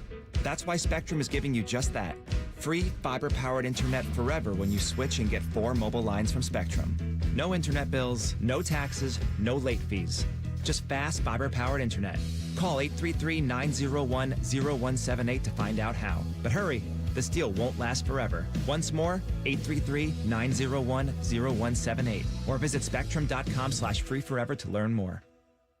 Hey everybody, it's Berm. Look, the big game is coming up, and that means there's parties, food, drinks, and fun, but that's a recipe for disaster if you're trying to lose weight. That's not the case with Awaken 180. Eat, drink, and enjoy the day knowing you have a strategy to keep the weight off. Awaken180weightloss.com. I'm John Morgan of Morgan & Morgan. If you've been injured in a car accident, call America's largest injury law firm. For over 35 years, my mission has been to deliver more for our clients, to deliver more for you. If you or anyone in your family has been injured in a car accident, call us now, as the time to file a claim may be limited. Last year, more clients hired Morgan & Morgan than ever before, protecting America, fighting for you. Morgan & Morgan. Injured? Dial pound law. Morgan & Morgan, Ohio office located at 600 Vine Street, Cincinnati. Prior results do not guarantee a similar outcome. Hey there, it's Bo Bishop here. Valentine's Day is about showing her how much she means to you. And when you're buying jewelry you don't guess, you go with the best. That's why I trust my friends at Diamond Seller. Whether it's a necklace, bracelet, earrings, or something a little more personal, Diamond Seller makes sure you get it right. For nearly 80 years, they've helped guys find the perfect gift with luxury designer collections and expert advice that makes the process easy. And guy to guy, no pressure, no confusion, just great options, honest help. This Valentine's Day, give her something she'll never forget. Diamond Seller, Sawmill Road, Easton Town Center, online at diamondseller.com. The big game calls for a big, tasty bowl. Treat your crew to Hothead Burritos Catering. You'll get 10% off any build-your-own bowl or burrito Sunday catering package for 10 or more. Make the right call. Order now, hotheadburritos.com. The Fan Guest Hotline is sponsored by Ohio Heating and Bryant. Doing whatever it takes to keep you and your home comfortable. The Fan. Let me introduce you to a man with a magnificent salt and pepper beard. A man who's currently roasting lamb on a spit. A man who runs the Rocky River Greek Festival. That man is Jake Trotter. He's ESPN's senior college football reporter, joining us on the Bryant Heating and Cooling Systems Fan Guest Hotline. Jake, thanks so much for the time, bud. We talked earlier in the program about the new dates for the college football playoff, the one in 2026 and the one in 2027. It doesn't feel sustainable. What were your thoughts on them making it 38 days between the opening game and the closing game for this upcoming college football playoff? Kind of pigeonhole dates to fit the New Year's range. And yeah, I mean, I don't understand why we can't compact it a little bit. I don't think it does a huge service to the teams that get the buys. Like, we've seen a lot of those teams not play well. Remind me what the record is for the teams with the bye. I think, what did they go 0-4 last year? And Signetti was the only one that pulled it off, right? Yeah. Yeah. So they're 1-7 now. I mean, so that's not an advantage. I mean, clearly there's something to that at this point. Everything that they do in college football, half the time, it just makes no sense. And, you know, they're supposed to expand the playoff by this point. Can't agree, the Big Ten and the SEC. And now they have a calendar that just, man, it feels like forever from the end of the regular season to the national championship game. I mean, it kind of is forever, which is the unfortunate thing here. And you talked about things that don't feel sustainable, maybe don't make a lot of sense. We were just going over some of the numbers here within athletic departments, and the report came out about Rutgers. They were, 70 some odd million deficit that they were running. And then the amount of debt that Florida State is carrying right now, like, is this another aspect of the sport that is not sustainable? Yeah, probably so. I mean, that's why you see these conferences trying to tap into private equity to as a short-term solution at the expense of, long-term assets. We don't have collective bargaining, right? So coaches are, getting paid enormous amount of money. Really, that's a trend that's happened over the last, 20 years or so. And then, before the NIL era, you had all this money in the system from TV. And so what were these schools doing? They were building new locker rooms. They were building new stadiums. They were building these extravagant weight rooms. Like, I covered the NFL for 5 years. You go to some of these facilities in the NFL that they don't even compare with what you'd see in College Station or Eugene or even, Stillwater, Oklahoma, Manhattan, Kansas. I mean, just these, plush facilities that have things they don't even need. So they had money, burning a hole in their pocket. Now that you have to pay players, that's not the case anymore. But again, like if we had a system where, there was a finite amount of money in the system, it was divided between the schools, coaches, and players, this wouldn't be a problem. But we have this rogue system where there are no rules. I think it's fair to assume that, there's stuff still happening under the table.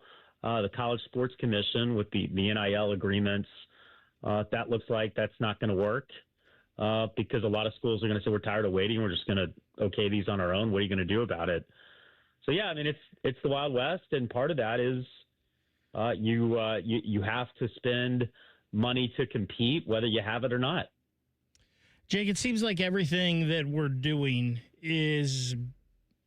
we're doing it with football in mind, and maybe not some of the other college athletics and college sports. Is there going to be a time where college football is going to have to break off and be its own separate entity where there's rules for college football and then there's rules for the rest of college athletics? Yeah, we sort of were headed in that direction. The NCAA, it oversees the championships for every sport except for football. We have the college football playoff, which is its own deal. And the NCAA, still does the March Madness and the national championships and the Olympic sports. So that's one example where that's already happened. Yeah, I don't know where we're headed because with the House settlement, now you're getting, was it $20.5 million, but it's up to you to decide how you want to divvy that up. And every school is doing it differently. Every school is doing football, but then, some schools might do baseball. Others might do gymnastics. If you have a powerhouse softball program, you want to fund that. So, yeah, I don't know that we are imminently close to football being its own thing. I think that the question is whether we're going to have certain football programs, Big Ten, SEC, that are going to compete in a different division because, clearly there are some schools that just not going to be able to hang in there with the money that's coming in, for the SEC and Big Ten programs. And, we've kind of seen that on the field. There's a little bit of parity within the conferences, vis-a-vis Indiana winning the national championship. But then you watch JMU go to Oregon and you watch Tulane play Ole Miss and, they're just not in the same class right now, even though we still see an upset here or there in the non-conference. So I don't know, honestly, where this is headed. But, yeah, I mean, there's definitely a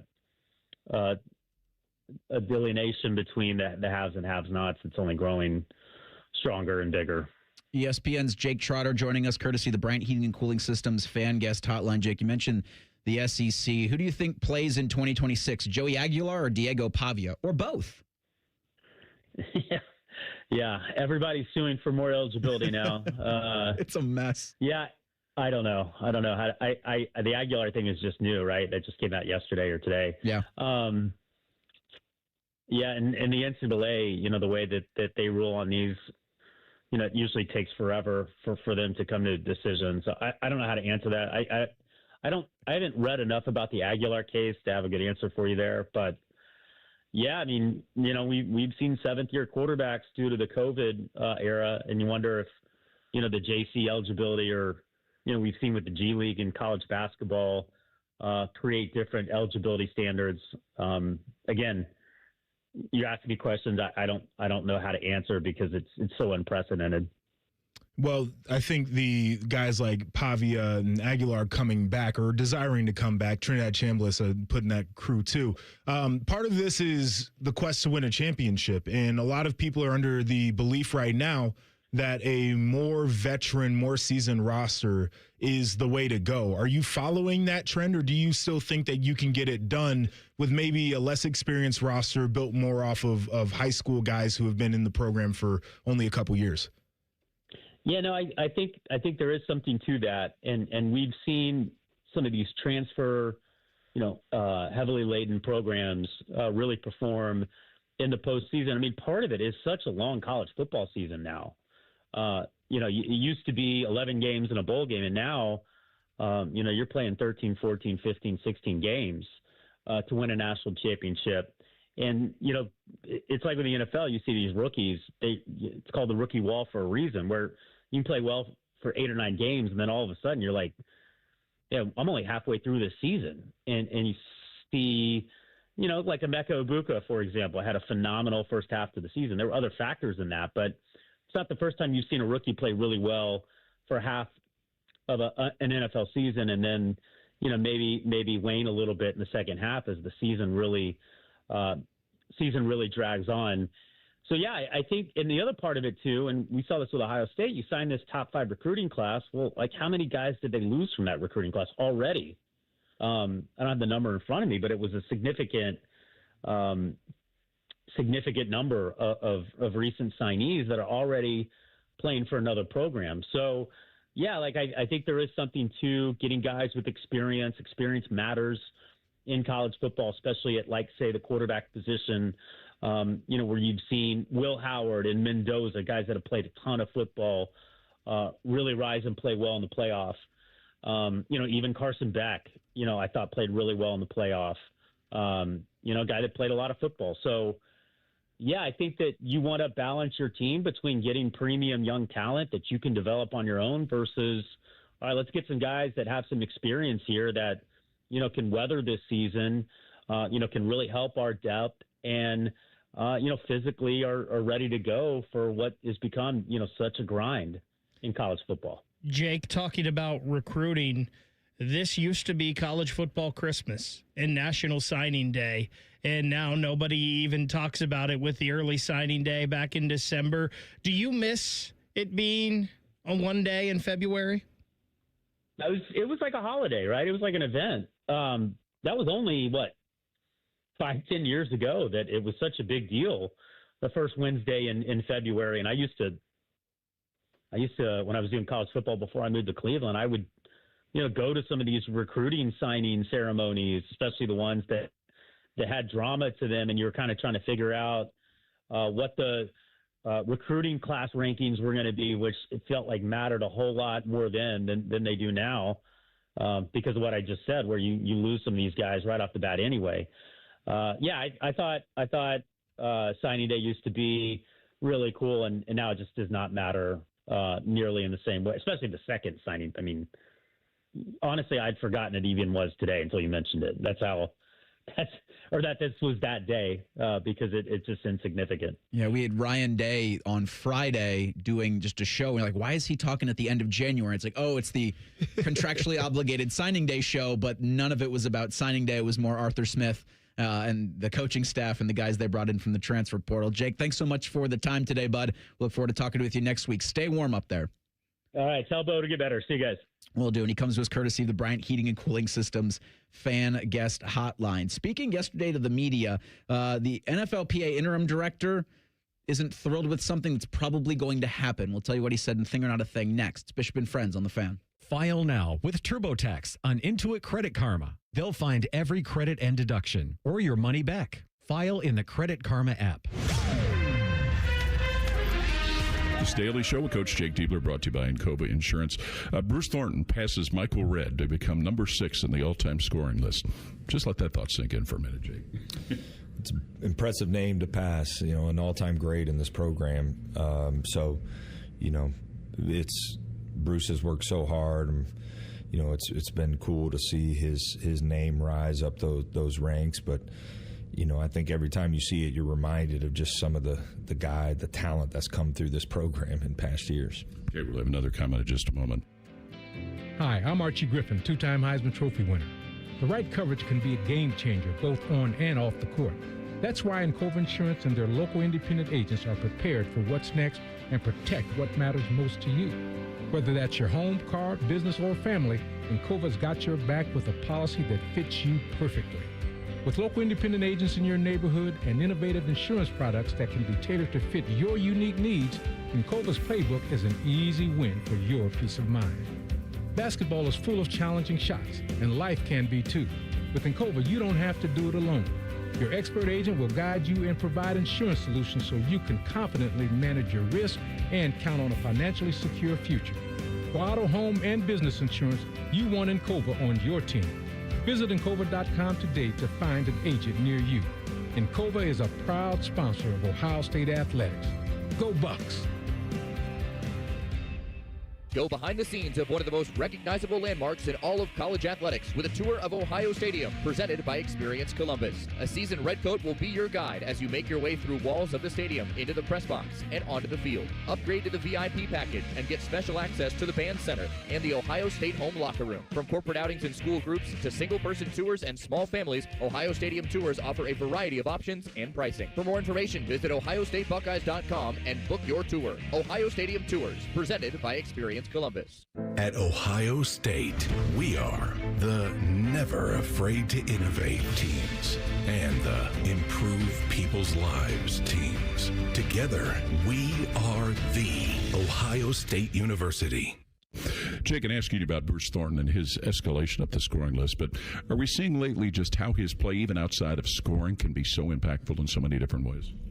Yeah, well, he's proven to be a good defender, and we certainly need that right now.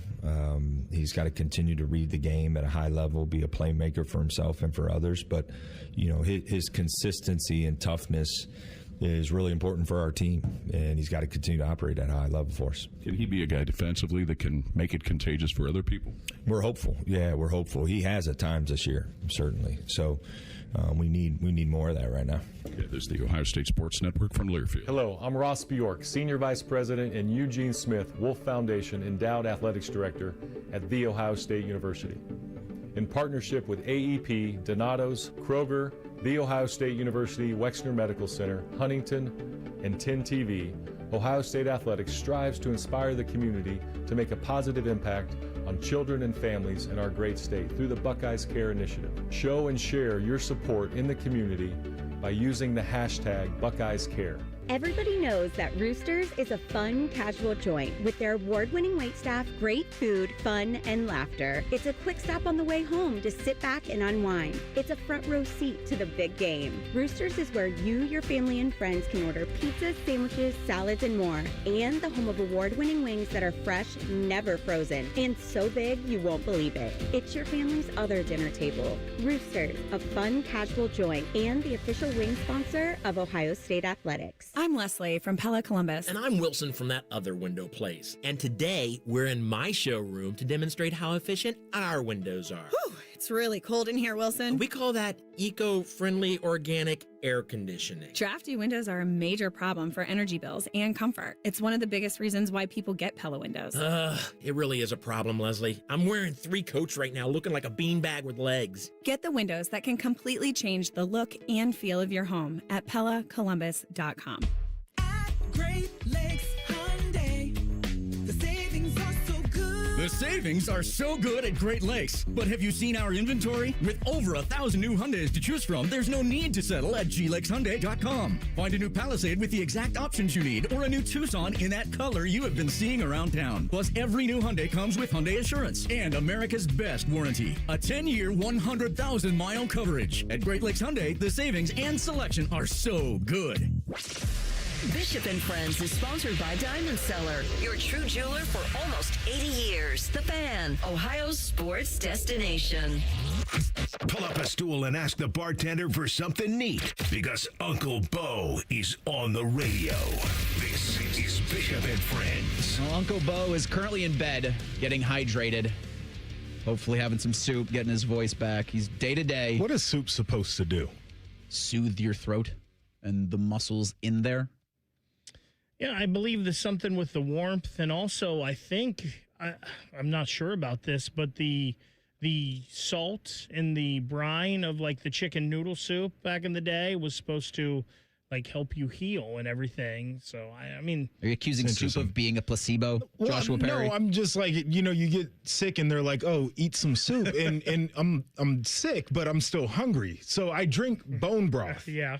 When I'm sick, but I'd like to eat a real meal, I guess is what I'm getting at. Like, and I think that's the kind of the same properties, right? Except the soup has some chicken, and some noodles in it, and maybe some vegetables. But I get it. I think the bone broth usually helps as well. So yeah. Soup when you're sick, thing or not a thing? Well, we're not going to do that. Thing or not a thing? Sponsored by Billiards Plus. Find your next grill and everything you need for the master griller. Billiards Plus on Dublin Center Drive in Dublin. Although we've still got about 10 minutes to get your Hey Guys questions in at 971BFS or on the YouTube chat. We've already got a good selection of them, but we need a couple more if we want to extend it for 2 segments. We've got a couple really good ones on the YouTube chat, too, I thought. Yeah, so far you've understood the assignment, but we're going to need a little bit more if we want to extend that into the 11:17 segment. In an appearance on The Herd with Colin Cowherd Tuesday, USC head coach Lincoln Riley was asked what he likes about name, image, and likeness. I think the parody. I think it's what you said. It's stories that wouldn't have happened before that are happening now. I mean, now there's not just one part of the country paying players. Everybody's able to do it. And it's a great thing because I do think it's created a much more level playing field, and it's given schools the opportunity to really compete if they want to invest. And I think it's been a great thing for players. We all know there's still parts of it to be worked out. It's obviously not a finished product by any stretch of the imagination, but it has gotten better. There has been a lot of positives, and I think you're going to continue to see a lot of great stories, a lot of new opportunities for all different types of programs, which I think is really good for the sport as a whole. Lincoln loving NIL, thing or not a thing? I mean, I think this is a thing because you start to see the retention that they had and the recruiting class they brought in, which they're going to have to try to retain those guys. Like, certainly he's figured out a way to leverage that in a sense that makes sense to him. Also, the thing is the shade that he threw. Now it's not just part of the country paying players, and I really appreciate people getting more bold about talking about the cheating that used to go on in the sport. It's interesting, though, that it's USC that's doing this because I feel like USC and the right climate and the right coach has always been a team that's able to compete. And cheat. And yeah, so it's interesting that it's USC and Lincoln Riley throwing this out here. But I do think there is some validity to this. I also wonder, though, as we go along, though, if NIL was just going to change the people at the top, but the haves and have-nots are still going to have a huge separation. Right now, we're in the process of flipping that. But we've talked about there's only a handful of schools with the oil money that Texas Tech and Texas A&M has, and there's only a few amount of schools that can have a booster like Mark Cuban or a Larry Ellison that Michigan has. So I wonder if as we go through this and things go the way they are, especially with no rules or guardrails in place, if maybe it's not Alabama and Georgia and the SEC that are dominating everything, but there's just a little flip and we're still going to have the gap. It's an interesting thought. I might have done this wrong on the show sheet. Let's go with Commissioner Roger Goodell being asked about 18-game regular season back on Monday. We have not had any formal discussions about it, and frankly, very little, if any, informal conversations. I've heard people talk about it in the context. It is not a given that we'll do that. It is not something that we assume will happen. It is something that we want to talk about with the union leadership. As you know, they're going through a transition, and hopefully that'll get solidified this spring. And as they determine their priorities, we are doing the same on the ownership level so that when we get together, we can address these issues together. Speaking yesterday to the media in San Francisco, NFLPA interim director, to Commissioner Goodell's point, David White, was asked about potentially playing an 18 regular season game. He said, quote, "Our members have no appetite for a regular season 18th game." Back in late January, this was Patriots owner Robert Kraft was on 98.5 The Sports Hub in Boston, and he revealed 3 of the NFL's priorities from an ownership standpoint. A 2-game preseason, international game for each team every season, and an 18-game regular season. Thing or not a thing? Oh, well, I think it's a thing because the owners clearly want this. And Roger Goodell doesn't want to say anything too crazy, whatever, doesn't want to tip their hand. But this is something that the owners would want. They would want that 18th game. They mentioned the concession is we'll take another one of the preseason games off of the table, blase, blase, blah. The players have no interest. And what are you going to do about that? Like, the next time they have to go to the table and sit down and really hammer things out and figure out what their collective bargaining agreement's going to look like, it's going to be the biggest sticking point. It's going to be the point of contention. And I'm very curious to see when that time comes what it looks like moving forward. I mean, I think we all know this is coming, right? They've talked about it forever. They're going to go to 18 in just 2 preseason games. I think it's funny that Roger Goodell's like, we really haven't talked about it. That's BS. Come on now, you have. Robert Kraft's throwing tweets around saying what they're going to go to, and we haven't really talked about it. So I don't think this is much of a thing because I think we all have thought for 2 or 3 years now that this was the path we were heading.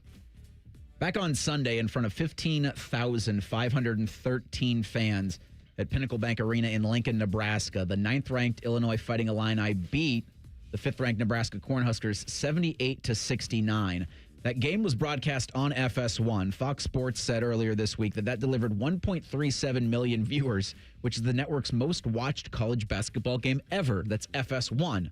Thing or not a thing? It's a thing because a football game on FS1 is blowing that out of the water. It goes back to the conversation that we were having earlier. It feels like college football is the closest thing that we're going to get to the NFL. Mm-hmm. And then it's everything else after that. And it puts collegiate athletics in a very weird spot about what they're going to do with all of it. But actually seeing the numbers out here and them celebrating this being the most watched game on their network really puts the context on how different the things are. I think it's a thing. And what you say there, Joshua, is interesting, like the difference between football and everything else. But I think this is a thing because of what we talked about yesterday with NBC and how they're putting sports on the most watched night of television every week of the year this year, except for 2, and they probably will end up putting sports on that night too with WNBA games. Sports moves the needle, and sports are happening no matter what. So somebody's going to have them on TV, and it's cheaper to have a live sports broadcast than make TV shows like you used to and make series. So this is the way TV is going. I would expect NBC, ABC, CBS to continue to just dump more money into sports programs. From the What It's Worth department, Michigan's win over Michigan State this past Friday was on Fox. That drew 2.76 million viewers. That was the most watched Friday night college basketball game on Fox ever. It was a meeting between two top 10 schools and a great atmosphere at the Breslin Center. But just to kind of buttress against your point, you guys answered the challenge. We're going to be able to do 2 segments of Hey Guys coming up next. It's Bishop and Friends on The Fan. The Big Nine was a sad, incomplete place. Enter Ohio State. The rest is history. The Buckeye Show. Weeknights at 6. The Fan. Hey, what's up? It's T-Bone. Tired of snoring? Dr. Mark Levy can help with a custom mouthpiece that opens your airway and stops the snoring. No mask, no noise. Call 1-800-MORE-SLEEP or visit sleepbettercolumbus.com today. Stop snoring. Sleep better. Live better. Finding great candidates to hire can be like, well, trying to find a needle in a haystack. Sure, you can post your job to some job board, but then all you can do is hope the right person comes along, which is why you should try ZipRecruiter for free at ZipRecruiter.com/radio. ZipRecruiter doesn't depend on candidates finding you. It finds them for you. Its powerful technology identifies people with the right experience and actively invites them to apply to your job. You get qualified candidates fast. So while other companies might deliver a lot of hay, ZipRecruiter finds you what you're looking for. the needle in the haystack. See why 4 out of 5 employers who post a job on ZipRecruiter get a quality candidate within the first day. ZipRecruiter, the smartest way to hire. And right now, you can try ZipRecruiter for free. That's right, free at ZipRecruiter.com/radio. That's ZipRecruiter.com/radio. ZipRecruiter.com/radio. ZipRecruiter. Fall is a season of change, and Hinderer Motor Company is turning over a new leaf with big savings. This is Justin Hinderer. Right now, any one of our participating locations is paying up to $3,500 over Kelley Blue Book value. That's right. Drive in your current vehicle and leaf with one of ours today. Don't wait. The leaves are falling and so are the prices. At Hinderer Motor Company, we love what moves you. Think switching to T-Mobile's a whole complicated thing? Nah, it's easy. You can do it almost anywhere in just 15 minutes. Even poolside like Drewski, you can switch to T-Mobile and unlock savings that are built to last. With T-Mobile's Better Value Plan, you can save over $1,000 a year versus Verizon and AT&T. Save on streaming, satellite, and more benefits that they leave out. I get all the VIP perks. Start saving from day one, and for a limited time, get T-Mobile's Better Value Plan. I know you love deals. Plus, switch right now, and we'll even pay off your old phone up to $800. What do you think of all that, Drewski? Stay chillin', just switch it. It's better over here. Check the math at T-Mobile.com/better value. Savings versus comparable plans at AT&T and Verizon, plus the cost of optional benefits. Plan features and taxes and fees vary. With 3+ lines of Better Value Plan. 3+ new lines and 2 eligible ports, or 3+ lines and 5+ years on T-Mobile postpaid plan required. Qualifying credit required. Check out in 15 minutes or less per line. Get up to $800 per line via virtual prepaid card. Typically takes 15 days after rebate submission. Qualifying unlocked device credit service ported 90+ days with device and eligible carrier, and timely redemption required. No cash access and card expires in 6 months. Card issued by Sunrise Banks N.A. member FDIC. It's a new year. Ready for a fresh start or career reboot? At My Computer Career, prep for a more recession-resistant future in the high-demand fields of IT, cybersecurity, in months, not years, including AI. Whether you're starting out or switching careers, no prior training is needed. Attend school online from home or on campus. Go to mycomputercareer.edu to take the free career evaluation today. mycomputercareer.edu, an elite CompTIA certification partner. Financial aid is available to those who qualify, including VA benefits. Do you suffer from leg pain, leg swelling, varicose veins, or leg ulcers? Dr. Barry Zeta and Dr. Joseph Senta at Ohio Vein and Vascular Polaris are pioneers in the vein and vascular field. Dr. Zeta and Dr. Senta can perform minimally invasive procedures that will get you back on track to a pain-free life. Stop living with leg pain and start the process to healthy living with a free healthy leg screening. Go to loveyourveins.com or call 614-426-VEIN. That's 614-426-VEIN or loveyourveins.com. Hey, it's T-Bone again. Listen up. Sleep apnea doesn't have to rule your nights. Dr. Mark Levy's been treating snoring and sleep apnea for over 15 years with proven results. And now he has an office in Marysville. Call 1-800-MORE-SLEEP or go to sleepbettercolumbus.com. Stop snoring, sleep better, live better. Broadcasting live from the McDaniel GM Superstore Studios, driving excellence since 1916. Chevrolet. Together, let's drive. WBNS HD1 Columbus. Good morning, I'm Eric Reeser. The NBA trade deadline is tomorrow at 3 p.m. On Tuesday, the Cavs dealt Darius Garland and a second-round pick to the LA Clippers in exchange for 11-time All-Star guard James Harden.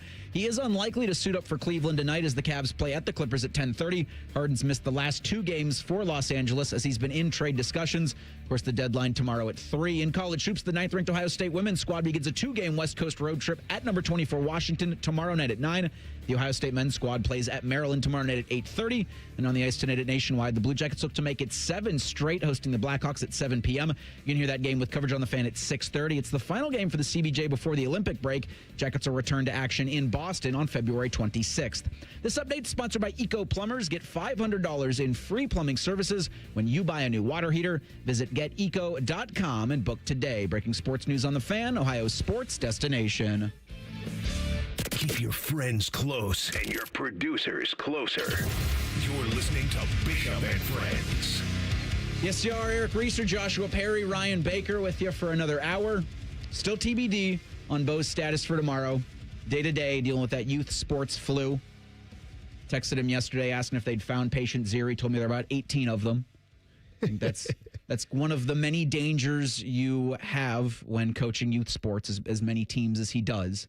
It's survive and advance every single practice, every single game. putting his life on the line for the youth of America. We do the type of guy he is. Of course, you appreciate the effort, but we'd like to have him back here on this program. So we'll hopefully get him back for a Thursday edition. As you heard the update anchor, the Jackets have an opportunity to go into the break on a 7-game winning streak. No word on who's in net tonight for the CBJ against the Chicago Blackhawks, but we'll get an update from Jody Shelley. He will join us for some Shelley time coming up at 11:30. But I did ask throughout the program, and you guys delivered. Bishop and I delivered the wrong button. Nothing is off limits. Your participation is required. Just use the hashtag #HeyGuys and ask anything you want. Do it now. Sponsored by High Bank Distillery Co. Great food, award-winning drinks, and something for everyone in the family. Dine, drink, distill at High Bank. So no gift card for the program today, but the prize is hanging out with us. That's the present is our presence. The pride. I mean, if you're going to do something, you might as well win, right? So it's the pride of winning. Yeah. I like that. There you go. We'll start in the YouTube chat. Got this from Spoom04. Says, hey guys, I want to renew my vows with my wife, and I have a couple of options, but I'm trying to figure out where. Cancun when we go next month, Ohio Stadium, or Progressive Field where the Cleveland Guardians play. All right. So the way that I would answer this is you need to remove the sports venues from consideration unless your wife is a bigger fan of those teams than you are. You can't do it. My wife has long told me that we cannot wrap our pleasure into sports any more than they're already tied together. And that's because of what I do professionally, but I think a lot of people probably feel that way. You're going to Cancun. It's a wonderful opportunity. It's international, beautiful beaches, drinks with umbrellas in them. That would be the obvious choice, in my humble opinion. So, yeah, JP, I'm with you. Leave the sports venues out of it, unless that is something that really means something to both of you. And something that you do, something has been a lifeblood of your relationship. Unless it's something like that, I would leave it out of that. Maybe you met at a sports game or something. Maybe that's something. I know a couple people that have done this, renewed their vows, and it seems like the couple that I've known that have done that have done it wherever they had their honeymoon. So you could wrap it up into like a vacation, some nostalgia all in one. So I don't know where you had your honeymoon, but I would think that is a kind of if you're going to renew it, why not the place where it all started? Connor asks in the YouTube chat, hey guys, some Christmas decorations are still out, like wreaths, garland, and just some Christmas items that sit on shelves. How long is Christmas decor allowed to stay out post December 25th? I think if you're a reasonable person, you probably give yourself a little bit of leeway after the holidays, right? Like New Year's might feel like it's a little bit too close for some people. I totally get that. So maybe the middle of January, I think you're probably cooking. There was a time in my life where I could make it all year with the Christmas stuff still up. I just don't like the process of picking it up, putting it down. The real question here is how early is too early to start decorating for Christmas? Because my wife is a Halloween, immediately flip the house from Halloween to Christmas and erase Thanksgiving, which I don't appreciate. So I'd say 2 weeks after the holiday-ish, 2.5, 3 weeks, got to be packed up. So I'm kind of, more the traditional, like, hey, day after Thanksgiving, throw them up. A couple weeks after, you want to enjoy the season a little bit more, that's okay. To me, that's my preference. But if you want to leave them up all year, the hell does that have to do with me? I don't care. You do you. If you want to pay that massive electric bill that some people had in January from having Christmas lights and decorations up all December, more power to you. The Tyvis Powell $900 electric bill. Yeah, you do you. If that's what you want to do, I'm fine with that. It doesn't bother me. It has no effect on my life. So if you feel like you want them up until July, go ahead. And if you have them up in July, like you said, why even take them down? At that point, just finish the race. Yeah, if they're up past Valentine's Day, I think what you could do if you get, the lights that change colors, then just have them switch on and off for the different holidays. And this is if you're truly about that life, you have, pink for Valentine's Day, green for St. Patrick's Day, maybe off in April, June, July, have red, white, and blue. What the heck? Just Sleeve lights on all year round. And also, have a $900 energy bill for 12 months out of the year. Cardinal asks, hey guys, if you had to live in one environment all year long, would you rather have the last week of January weather or the last week of July weather? It's a difficult one for me. I'd struggle with the question because I genuinely do appreciate living in a place that has all the seasons. I wish we had a little bit more spring, but I like having seasons. I would probably lean toward the summer than the winter. And I think the caveat there is if it's the same amount of sunlight that we have during the winter, it's a non-starter for me. I like having the longer days and more sun. You make a good point with the longer days of daylight. That last week of July is usually a scorcher. Oh, it's brutal. It's 90s, feeling like 105, and I'm just not built for that, JP. I've said all along I was built for San Diego, not Texas. Yeah. So I think I'm in the minority here, but I'm gonna go the last week of January. I don't want to overheat. Yeah, cook me, Daddy. Give me the last week in July. We'll go to Twitter. Nick asks, hey I feel guys. like that's going to end up on a drop. Cook me, Daddy is crazy. Cook me, Daddy. Nick asks, hey guys, with the Olympics coming up, if you could participate in one event, what would it be? You did track and field in high school at an elite level. Yeah. I'm going to get a winter thing in here. Cross-country skiing, sign me up. I don't know what the hell it's about. Sounds like it's a bunch of fun. Never skied before. So I'll just learn. So maybe it's because of the movie Cool Runnings when I was growing up. I always thought it would be fun to do the bobsled or like that single-person luge that they do where they're just on that sled out in the open. I'm sure it's dangerous as heck, and there's probably a good chance that I could die, but I think that would be so fun. I couldn't do any of the speed events in terms of the Winter Olympiad, like the bobsled, the skeleton, the speed skating, just because I don't think I could. I mean, hockey, I don't think I could get on ice that quickly, and I would likely die. The biathlon, I think, would just be a fun event to do. Now, you wouldn't want to give me a real gun with real bullets, so maybe like an airsoft gun I can just have and, trudge around on skis and then lay down and try to hit the target. That of the Olympic events, just as I digress a little bit, is one of those that you find yourself glued to when you've got nothing else to watch and there's just Olympics on. You're like, what the hell are they doing? And it's like the Sweden team that's always really good at that sort of thing. Amazing.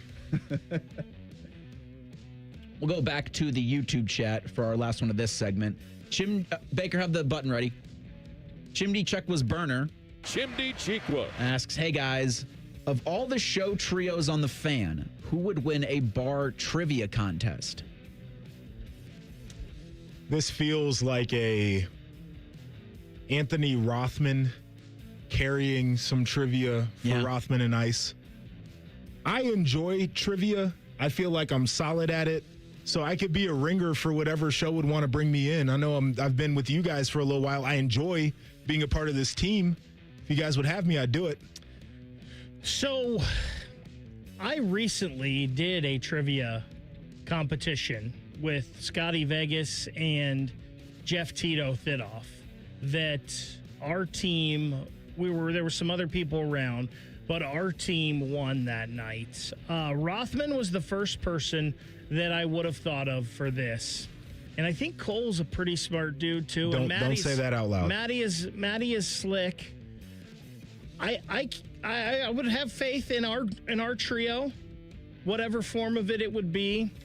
But I got to tell you, Tito kind of carried our team that night. He's a machine. And Bobby is a pretty big history buff. Yeah, he is. And Bodie's not a dumb guy. He's a smart guy as well. So I think I would go with the Morning Juice crew. It's a good pull. I think it is Morning Juice. Because not only Bob's a history buff, but Bob would crush it on all the little dumb things that nobody else has any idea about. And the general would know. No offense to Bodie.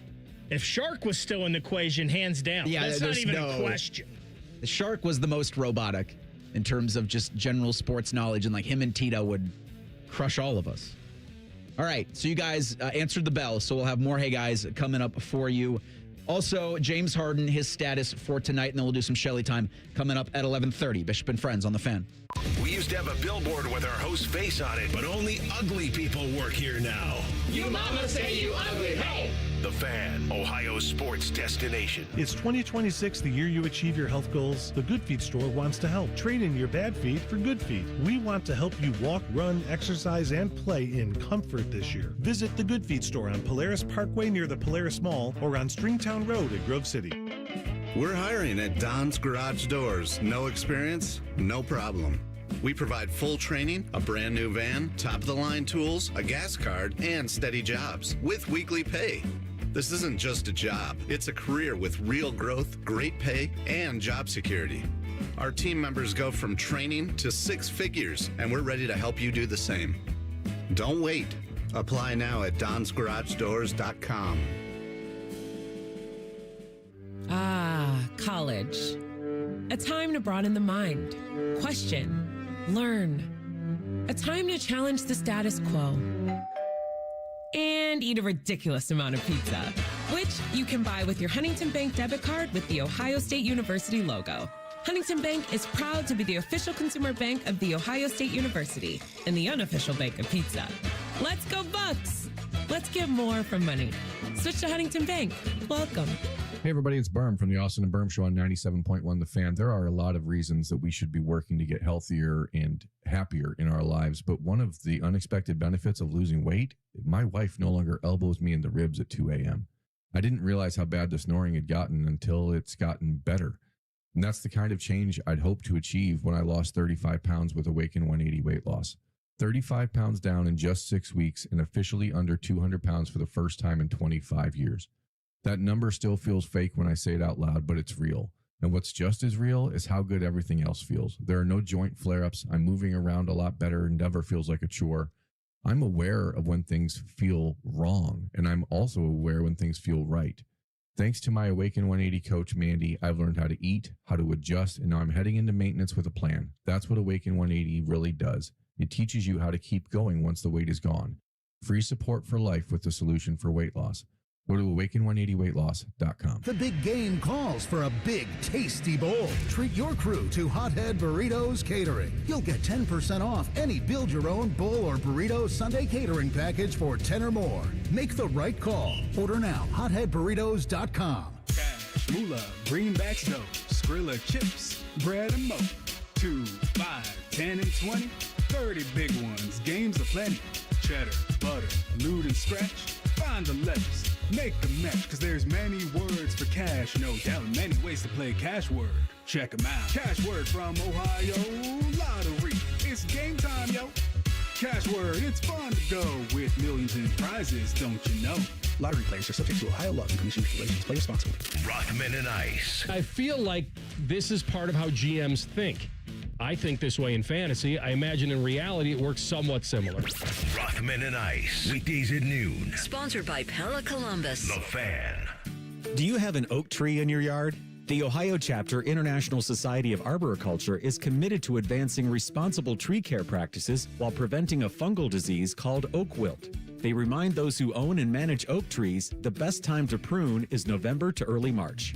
To find out more, there are over 1,000 qualified tree experts in Ohio. To find an ISA-certified arborist in your area, visit treesforohio.org. That's trees4ohio.org. Ohio has over 920,000 diabetics. If you are a diabetic, take a step in the right direction by having your feet checked routinely by a podiatric physician, the most qualified doctors to care for your feet. Adding a podiatrist to your healthcare team can help you better manage the effects of diabetes on your feet. Ohio Foot and Ankle Medical Association podiatric physicians are located throughout the state. For more information or to find a member of the Ohio Foot and Ankle Medical Association near you, visit ohiofoot.org. Fan weather. From the Logan AC and Heat Services Weather Center. Partly sunny skies for us today, but chilly. Temperatures only getting into the mid-20s, and then for tonight, partly cloudy overnight with our lows down into the single digits.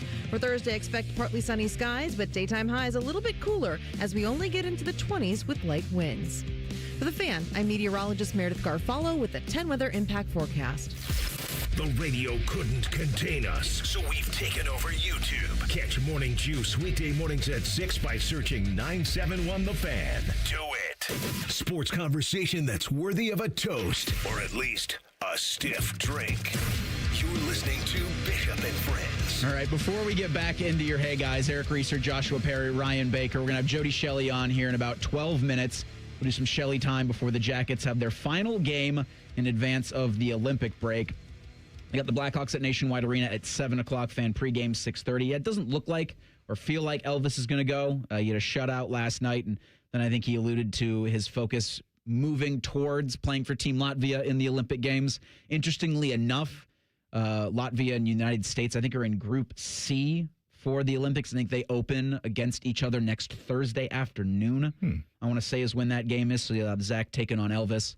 And, you know, what we saw, Joshua, with the Four Nations tournament was just such a groundswell of support for hockey from the casual fans, right? When you put USA or Team America on anything, like, you're going to get, you know, just that much more coverage. I think it's such a good opportunity for guys like Z, for guys like Elvis to represent their country in this. But I also think the Blue Jackets can kind of ride into that momentum and then come out of that Olympic. I keep calling it the All-Star break. Come out of that Olympic break on February 26th in Boston with more momentum to carry them to an actual playoff push. No, I mean, the momentum is going to be key. And when we talked to Jody yesterday, is one of the things I asked him. He's like, I think they'll be able to pick it back up. Yeah. The reset is going to be good for a lot of these guys. So very excited to see what their response is going to be like after they take the break. And then to the point that you made about the pride that you feel, like, I think part of this is we're in a time in the calendar right now specifically where it's like, what's really attracting my attention? And when you have that American flag on anything, people are going to be like, I'm going to invest a little bit of time here. So I'll be curious to see how many people are like locked in. I'll be able to judge by my timeline on Twitter, but I'm very excited. And that's another one of those things is where, you know, Team USA hockey or Olympic anything really does kind of take over the timeline for social media. I'm going to try to, this is going to be an ambitious ask for me tonight because you have the Jackets at 7, then you've got Cavs Clippers at 10:30. And this is probably the second or third time this season that I'm actually going to have myself in front of a television as soon as the Cavs and Clippers go. Okay. Because of what happened yesterday with Los Angeles sending James Harden to Cleveland in exchange for Darius Garland and a 2026 second-round pick. It doesn't look like Harden's going to be playing. At least it's trending in that direction. He missed the last 2 games for the Clippers' personal issues, but he was a trade chip. So you're not going to put him out there because you don't want to risk him getting injured.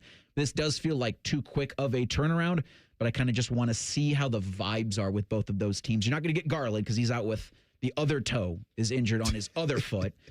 He's only played 26 games this season, Darius has.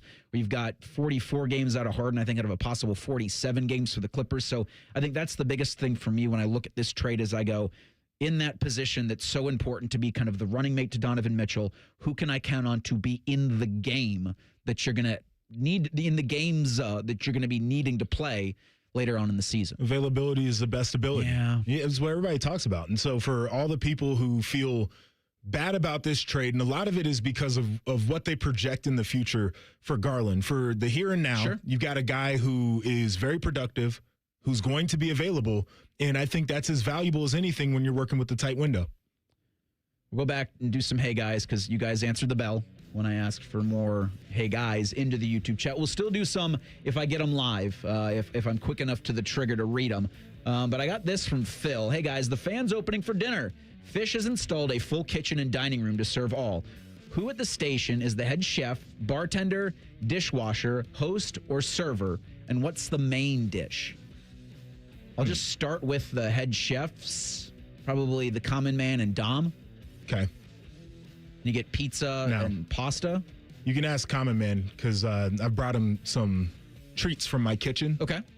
Your boy knows how to cook. So your dessert? I could do anything. All right. Involving mixing it up in the kitchen. I'm in. I think Bo Bishop's the bartender, right? That's a guarantee. Common Man. I didn't know we were going to 10 TV personnel, but yeah, Dom would be in there. Like if we had a dinner with the Fan, you think Dom's not going to show up? If that's the case, then Adam King is going to be the maitre d'. He's going to be the host? Yeah, front of the house. Do you want him being the first person? I don't know, but he wears a suit. Okay. He does his hair nice, and he knows fair. how to talk to people, so it feels like a perfect fit. Let's see. So those would be the head chefs. I was going to say Maddie's your host. Like Maddie's the guy that you get to greet you on the walk-in. I think that's AR. Maybe both of them, but AR is a man of the people. I don't know. Matty Ice working behind a bar feels like it's right, just from the personality. He gives you some good advice. You have some laughs with him. Like, enjoy your time. He'd be a good sitting at the bar. ear to lean on. Yeah. So he would be Uncle Bo's bar back, basically? I think so. Okay. I like that. Obviously, if Dom and Common Man are cooking, what's going to be something Italian is the is the main course. Something for there, enough for people. sure. Like you're not fixing family style. Yeah. I feel like Tito's the dishwasher. Tito should be the dishwasher for sure. I'll say that Tito and I are back there scrubbing dishes. I would bring nothing to the table about this. I would never throw you in there. I'm the one listening to Tito the whole time. Could we get significant others? Because then your girlfriend is the chef. So then. she's a professionally trained pastry chef. Oh. But I don't think I would introduce her to all of you. And by all of you, I mean my coworkers. I think that's fair.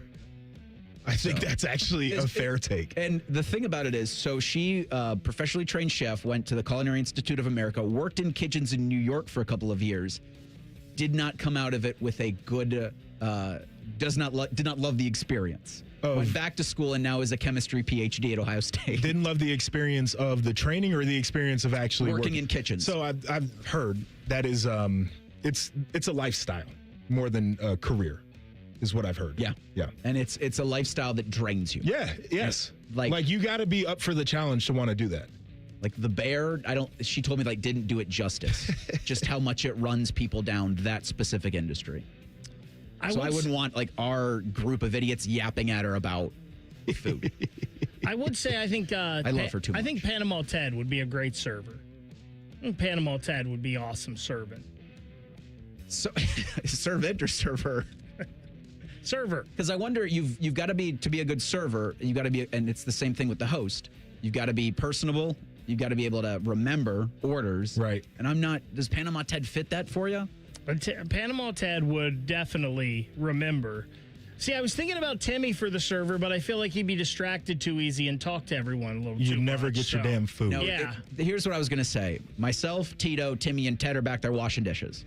You don't see us. You don't hear from us. We're exactly where we need to be to have this a successful dinner.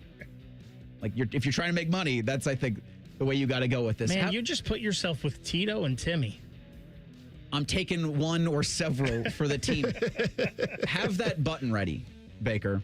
Chimney Check was Burner chimes in again. Chimney Cheekwa. I like this because he says, if New England wins the Super Bowl, could it be considered a continuation of one of the long dynasties, given that there would be less of a gap between the last two than there were between Brady's third and fourth Super Bowl? I think part of the dynasty is the characters that have created it, and nobody's there anymore. Yeah. So I get what you're saying from a time that's past standpoint, but this is a totally new era for New England Patriots football. It's crazy to think that it's been since 2018? 2017, something like that for them. And that's a shorter amount of time between Brady's first two and then the second run. That's amazing. But I'm with you, JP. The only character that's the same is Robert Kraft. Right. And I mean, we all know who Robert Kraft is, but he's kind of in the back. He's not a Jerry Jones type owner where he's out there in front of everyone. So yeah, this is a new team. This is a new head coach. This is a new quarterback. So I don't think it's a continuation. The Face of Ohio chimes in on the YouTube chat. Hey guys, breakfast for dinner or dinner for breakfast? I could eat breakfast for dinner every day of the week. Breakfast food is undefeated. My favorite. When I was a kid, when we would have breakfast for lunch at school, I felt like I could cry. That's how happy I would be. And then I'd go home, and some nights my mom would be like, oh, yeah, we're doing pancakes and bacon. Yes, absolutely. All day long. Every meal. I could do it every meal. I'm with you. Breakfast is undefeated. Eggs, bacon, any kind of potato, how you want to throw it in there. I even like throwing steak and eggs together a lot. So, yeah, breakfast anytime. Breakfast food any time of the year, any time of the day, any time of the month, any time of the year. Not the same about dinner. I did want to ask you about this because this was last month. We did a Hey Guys where you could pick only one film catalog, either Vince Vaughn's or Will Ferrell's. Oh, God. I'm going with Vince Vaughn because I hate Will Ferrell. Oh. I don't think he's that funny. Like, I think he's funnier in a Saturday Night Live type of environment than he is in a movie. It's just overkill for me. He does too damn much. I didn't go as far as I hate Will Ferrell, but I think Will Ferrell is better as a number 2 than a number 1. Yeah, I'm with you. And Vince Vaughn's got better movies. Four Christmases that's a Christmas movie every year I watch. Same here. It is hilarious. Yeah, so I think we're all on the same page with that. I think I could have seen you be a Vince Vaughn person, but I didn't expect the hotness or the heat you feel for Will Ferrell. We will get a little cooler with Jody, Shelley. We'll do some Shelley time coming up next. Bishop and Friends on the Fan.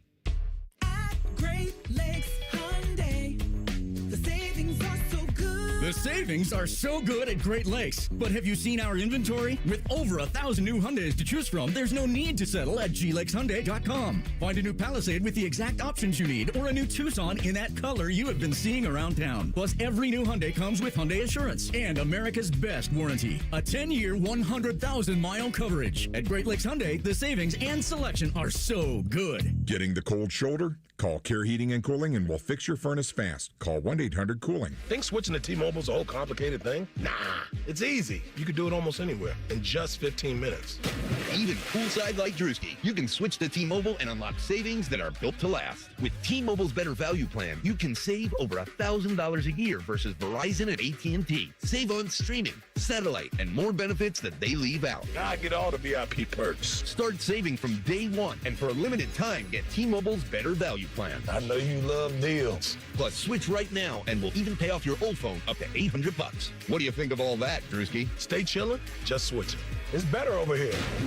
Check them out at T-Mobile.com/better value. Savings versus comparable plans at AT&T and Verizon, plus the cost of optional benefits. Plan features and taxes and fees vary. With 3+ lines of better value plan. 3+ new lines and 2 eligible ports, or 3+ lines and 5+ years on T-Mobile postpaid plan required. Qualifying credit required. Check out in 15 minutes or less per line. Get up to $800 per line via virtual prepaid card. Typically takes 15 days after rebate submission. Qualifying unlocked device credit service ported 90+ days with device and eligible carrier, and timely redemption required. No cash access and card expires in 6 months. Card issued by Sunrise Banks N.A. member FDIC. I thought mixing bleach with my floor cleaner would take the stain out. When my youngest ate the dog's medicine, that was a new one. I was trying to protect my garden, but I accidentally sprayed myself with pesticide. So I called 1-800-222-1222, the poison helpline. A poison expert helped me figure out what to do next. I was connected to someone who spoke Spanish. They answered my questions. It was free. It was confidential. It was real help in real time. Keep the poison experts in your pocket. 1-800-222-1222. All your favorite fan shows are available when you want them. Head to 971thefan.com and hit that subscribe button. The Fan, Ohio sports destination. The Gloves. It's Shelley time. We got to the Bryant Heating and Cooling Systems fan guest hotline to the ice at Nationwide Arena and find Jody, Shelley preparing to call the final game before the Olympic break. Jody, you've got a reunion tonight in the booth, doing the game for the first time, and I think a long time with Jeff Rimmer. When you were first paired with Rims, doing Blue Jackets hockey for then Fox Sports Ohio, now FanDuel Sports Network, what was the first thing you remember about just meeting him and then doing your first game with Rims? Well, I'd known Jeff for a long time as a player, so we had a pretty good relationship as far as player broadcaster because he traveled with the team. When I first got in the booth with them, I was with Billy Davidge and Jeff, and, they're just two ultimate pros. They treated me so well. I was between the benches as the third guy. I thought I knew how to broadcast and what I was doing, but looking back, I had no idea. And they helped me along. He was so great. I'm looking forward to tonight. It's actually been, according to Jeff, 1 year and 9 months since we broadcasted the game together. He's got it down to a science. He's got every detail for tonight ready to go, and I'm looking forward to it. He's very excited. He's such a passionate Blue Jackets and Columbus, Ohio fan and community member that he's going to give it his all here tonight. Yeah, He's been waiting for this for 4 months. I heard you and Mears talking about it last night on the broadcast of the Jackets and the Devils, how I think Mears made the joke. He probably walked up from Florida just to call this game tonight in terms of his excitement. Jody, when you were a player and Rims is broadcasting and traveling with you guys, do you have a story that you can tell on the air? Ooh. Well, yeah, of course. I always do. Now, and we all know that Jeff is a name dropper, or he's got a pretty good reputation for being a name dropper. I remember vividly getting on the bus, and, Jeff's always on the bus early. And the way it works is the bus is at 10 for an 11:30 skate. You go there, you get on the bus, and you sit and wait. And as we get on the bus, Jeff Rimmer is sitting there, and there's probably 12 guys on the bus already. And I sit towards the back, and the broadcasters sit towards the front. And Jeff is on the phone, and he's talking very loudly. And he's saying, "All right, Dennis Potvin," who's a Hall of Fame defenseman in the National Hockey League and a good friend of Jeff. And then he continues, and we're sitting back there, and he goes, you can hear his conversation, "Is that right, Dennis Potvin?" And then you hear him at the end of the conversation, he says, "Okay, Dennis Potvin, I'll talk to you later." And Jeff, he's a great-hearted, warm-hearted guy.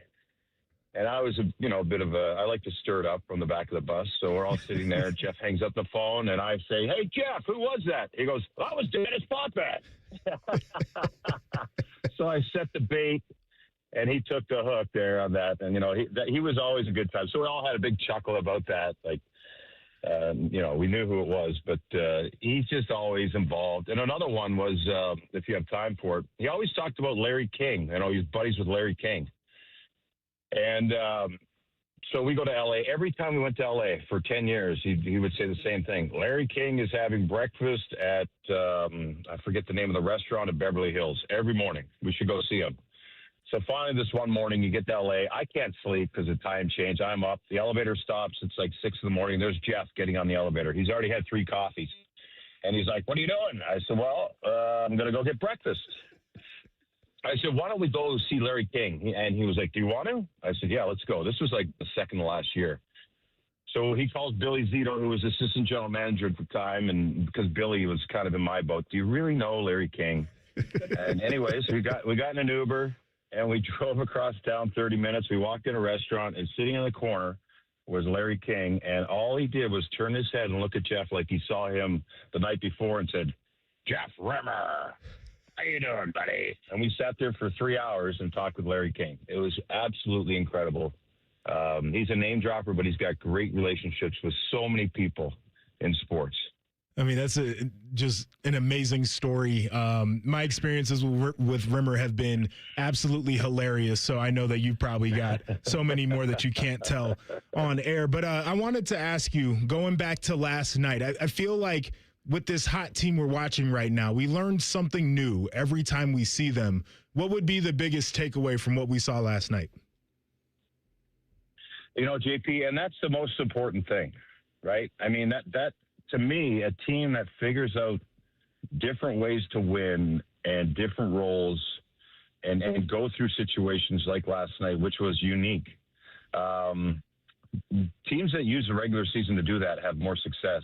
Last night, you learned that they have a confidence in a game where, as an athlete, individually to a man, there was no flow to that game. There was no feel-good shifts for the first 2 periods.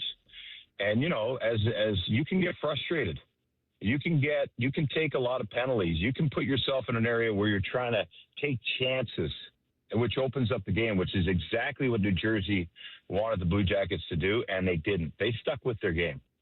And, talking to Rick Bowness after, I think, we've done, 11 press conferences with him now, maybe 10, or scrums after. I sense that, and a lot of them he would say, "Oh, we have to keep going. There's stuff we have to work on. There's stuff we have to clean up." He was very pleased with how they stuck with the game plan last night. And that is a huge step. That is important, especially as, you round out into this last game, into the break. You're going to feel good about kind of your baseline as a player of how you have to play and what's expected in those situations. Jody, I was watching the game in the third period last night, and the Jackets have the 2-0 lead, and there was a play where the puck came to the near wall to a New Jersey player in the Blue Jackets offensive zone. In the past, Kent Johnson might not have even been on the ice. He might have been sitting on the bench and somebody from the fourth line was in his spot. But Kent Johnson, he didn't retreat.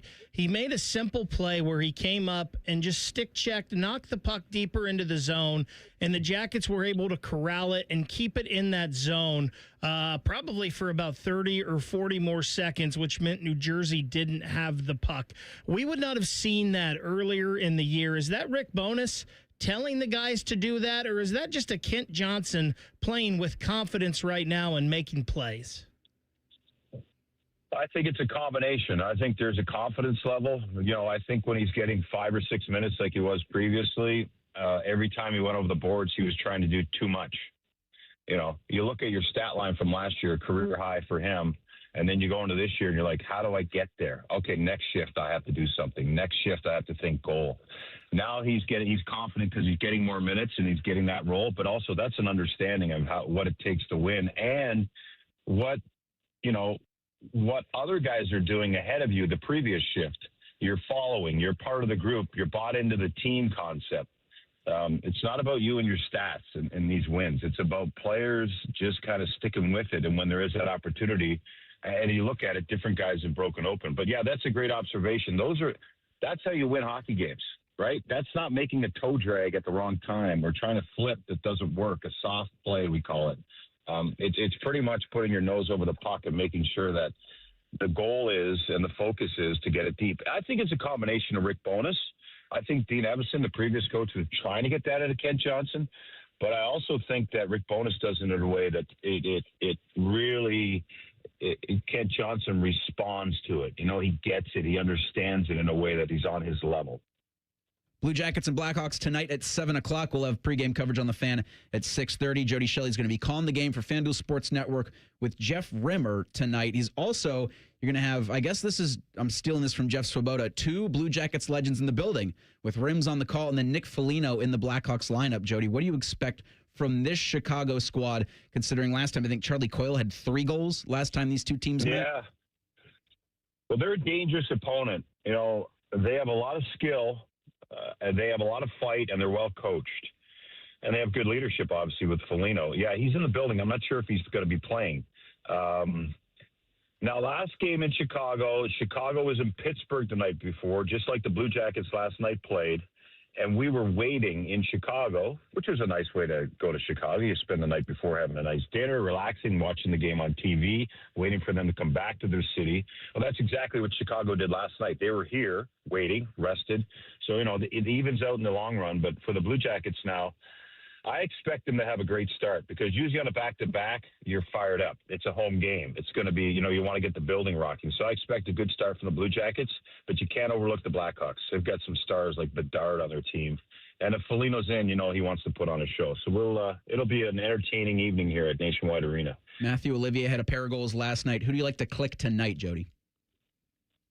Oh, baby. I thought Full Cylinder had a heck of a game. I thought he had a great game last night. Just doing a lot of really good things around the puck.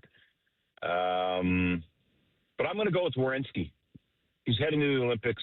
He's at home for the last game before he heads out. He's got to be kind of 1 foot in, 1 foot out, but I expect him, if he can find some room tonight, I'm going to go with the safe bet, and that's Zach Werenski. Jody, what's your plan for the Olympic break? What are you going to be doing? I'm going to be hanging out. Nice. I'm going to be hanging out. There's 3 weeks here. I'm going to hang out with my kids, and we were supposed to go to a hockey tournament in Lake Erie, but my daughter's got a little bit of an injury, so we're not doing that. So just spend time with the kids and enjoy not getting on a plane. But you never know. I could be on a plane here at some point quickly, too. All right, bud. Well, we enjoyed having you on with us. We enjoyed, as always, get some time to talk with you about Jeff Rimmer stories. We can always make time for. Enjoy the night tonight. Enjoy being back on the call with Rims. Enjoy the time off, and we'll touch base, I think, the 26th when they're in Boston. I think so, yeah. All right, bud.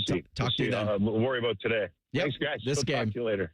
And Jody joins us courtesy of the Bryant Heating and Cooling Systems fan guest hotline. A How to Survive the Winter officially endorsed from Joshua Perry. Next, Bishop and Friends on the Fan. File with TurboTax on Intuit Credit Karma. They help you get your biggest refund, and then they help you do more with it. Start filing today in the Credit Karma app. This Buckeye Football Impact Report is brought to you locally by Hyde Park Prime Steakhouse on The Fan, Ohio's sports destination. Ohio State football Impact Report. Certainly all kind of different thoughts and plans go into trying to put together a recruiting class, whether it's through high school or transfer portal. But when it comes to getting linemen on both the offensive and defensive side of things, Ohio State's general manager, Mark Pantoni, talks about the emphasis that they put into play. If you're trying to go into the portal for O-lineman or D-lineman, one, it's supply and demand. It's a low supply and a high demand. There's certain schools that have no price tag for those type of guys, so that's not somewhere where you want to get stuck and try to fix a problem just because it's going to be very expensive. You're going to have to overpay just like in the NFL with free agency. So we want to do a great job in the high school world, get them here, develop them, and avoid that. Some of who they've added from the high school world: Max Riley from Avon Lake, Tucker Smith from Sandra Day O'Connor in Phoenix, and Mason Wilhelm, a second-generation Buckeye. This report brought to you by Safe Light Auto Glass. This is Paul Keels on the Ohio State Sports Network from Learfield. Hi, this is Paul Keels. This Buckeye season, don't let a broken windshield ruin your game plan. Safelite Auto Glass makes it easy to get your windshield fixed with their mobile glass shops all over Central Ohio. They can come to you anywhere, giving Buckeye fans more time for game time. OH? Man, I love that. Schedule at safelight.com. Safelite Auto Glass is a proud sponsor of Ohio State Athletics. Safelite Repair, Safelite Replace. Buckeye fans, choose chill. Coors Light is cold lagered, cold filtered, and cold packaged for a smoother finish. It's got that crisp, refreshing taste that makes those moments when you choose to rise above the noise and choose chill even better. Coors Light is a proud sponsor of Ohio State Athletics, so crack one open and take a sip. Coors Light, choose chill. Celebrate responsibly. 2025 Coors Brewing Company, Golden, Colorado, beer. For over 37 years, Buckeye Nation has known Hyde Park Prime Steakhouse for serving the best steaks in the city. Our thick-cut, aged steaks are a staple in Columbus, with 3 locations in Upper Arlington, Dublin, and downtown. And just like the Buckeyes, we strive for excellence and an experience like no other. Hyde Park is proud to introduce the newly added wine room at our downtown Columbus location, where a new elegance in dining surrounds you, creating the ideal setting for any occasion or the perfect night out. Hyde Park is a proud sponsor of Ohio State Athletics. Go Bucks! When it comes to all-wheel drive vehicles, nobody gives you more to choose from than Toyota, including the best-selling Camry and the best-selling RAV4. You've also got Toyota's 5 Brothers, which include the best-selling Tacoma and the legendary new 4Runner. All-wheel drive gives you the traction you need for confident driving on any road, in any weather. With 25 different all-wheel drive choices, there's only one thing you need to know. Nobody knows all-wheel drive better than Toyota. Let's go places.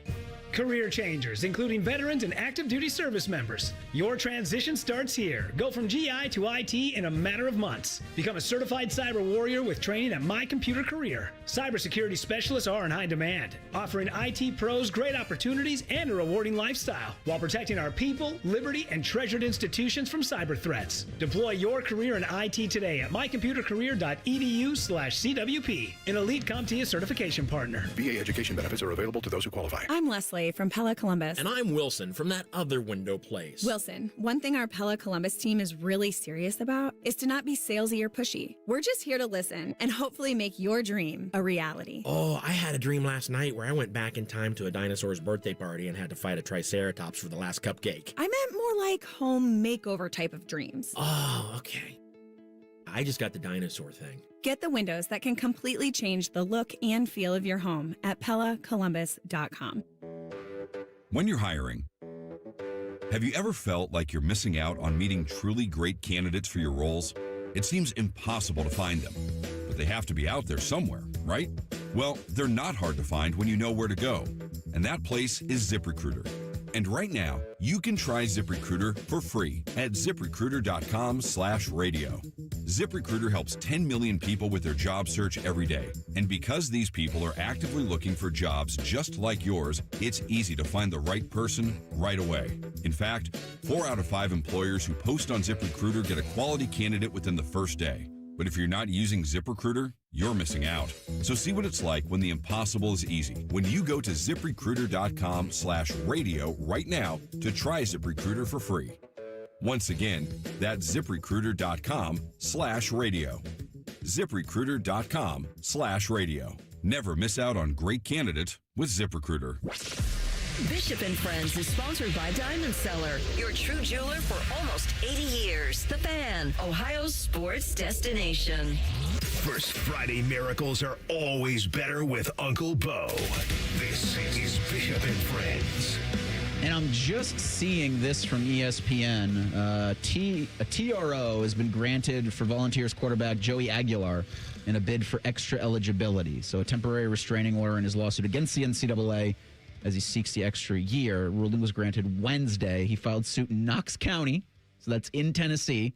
I think we discovered last week, Baker, that the mayor of Knox County, none other than Kane. He should chokeslam this. He's chokeslamming the NCAA straight to hell is what he's doing with this. Which, no, it's not a great thing for college football. The Daily Fan Poll, Joshua, I had no desire to talk about this today, but it asked, did you watch any of last night's Pro Bowl games? Wait, the Pro Bowl was last night? Yeah, the flag football thing. In the convention center. I saw Jamar Chase playing defensive back. Yeah, no, I saw Jamar Chase drop a ball from Shedeur. That was the only clip I watched. By the way, could you imagine if Jamar Chase, when he does that flip into the end zone, if his knee gives out, the outrage from Bengals fans this morning. Imagine if his ankle explodes. Yeah, right. 90% of the respondents to the Daily Fan Poll are with the three of us. No. But I will say this to the NFL. The clips that were aggregated did enough, I think, to make up for any not actual watching of the thing. Yeah, I'm 50-50 on that. Like, I yes, probably you got the content you desire. Chatter, yeah. But, I mean, what are you actually doing?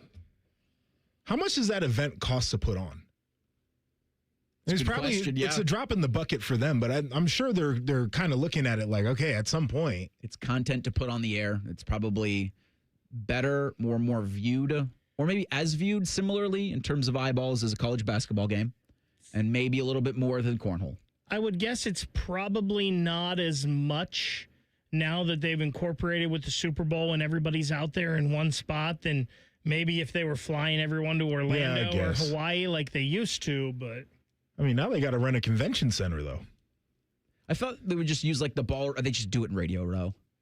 Just have all the radio stations set up and then try to play a football game around that. You got to dodge the radio. Dodge, duck, dip, dive, and dodge. Like playing on the old AstroTurf. It's better than probably what they were doing. All right, it's a First Friday. We got to give you Joshua Perry's Surviving the Winter officially endorsed. Bishop and Friends present First Friday, officially endorsed, because everyone deserves 2 Fridays. You drink for the wrong reasons. My generation, we drink because it's good, because it feels better than unbuttoning your collar, because we deserve it. We drink because it's what men do. Alrighty, well, I've had a couple of go-to drinks here in the winter, and they're not like super wintry drinks, but the first one, and I caught this one at an airport lounge on a long travel day, just had a taste for it. Scotch and soda, it's become my thing, and it's really simple.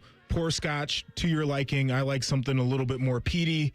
Fill it up however much you want. Top it off with the soda. Squeeze of lemon is my preference in there for the citrus. Nice, easy one. Similar deal there. It's kind of like a poor man's mojito. I'll take some dark rum. Again, pour it up however you like. A little bit of soda on top of that. Splash of simple syrup. Squeeze you a lime, and now you're cooking.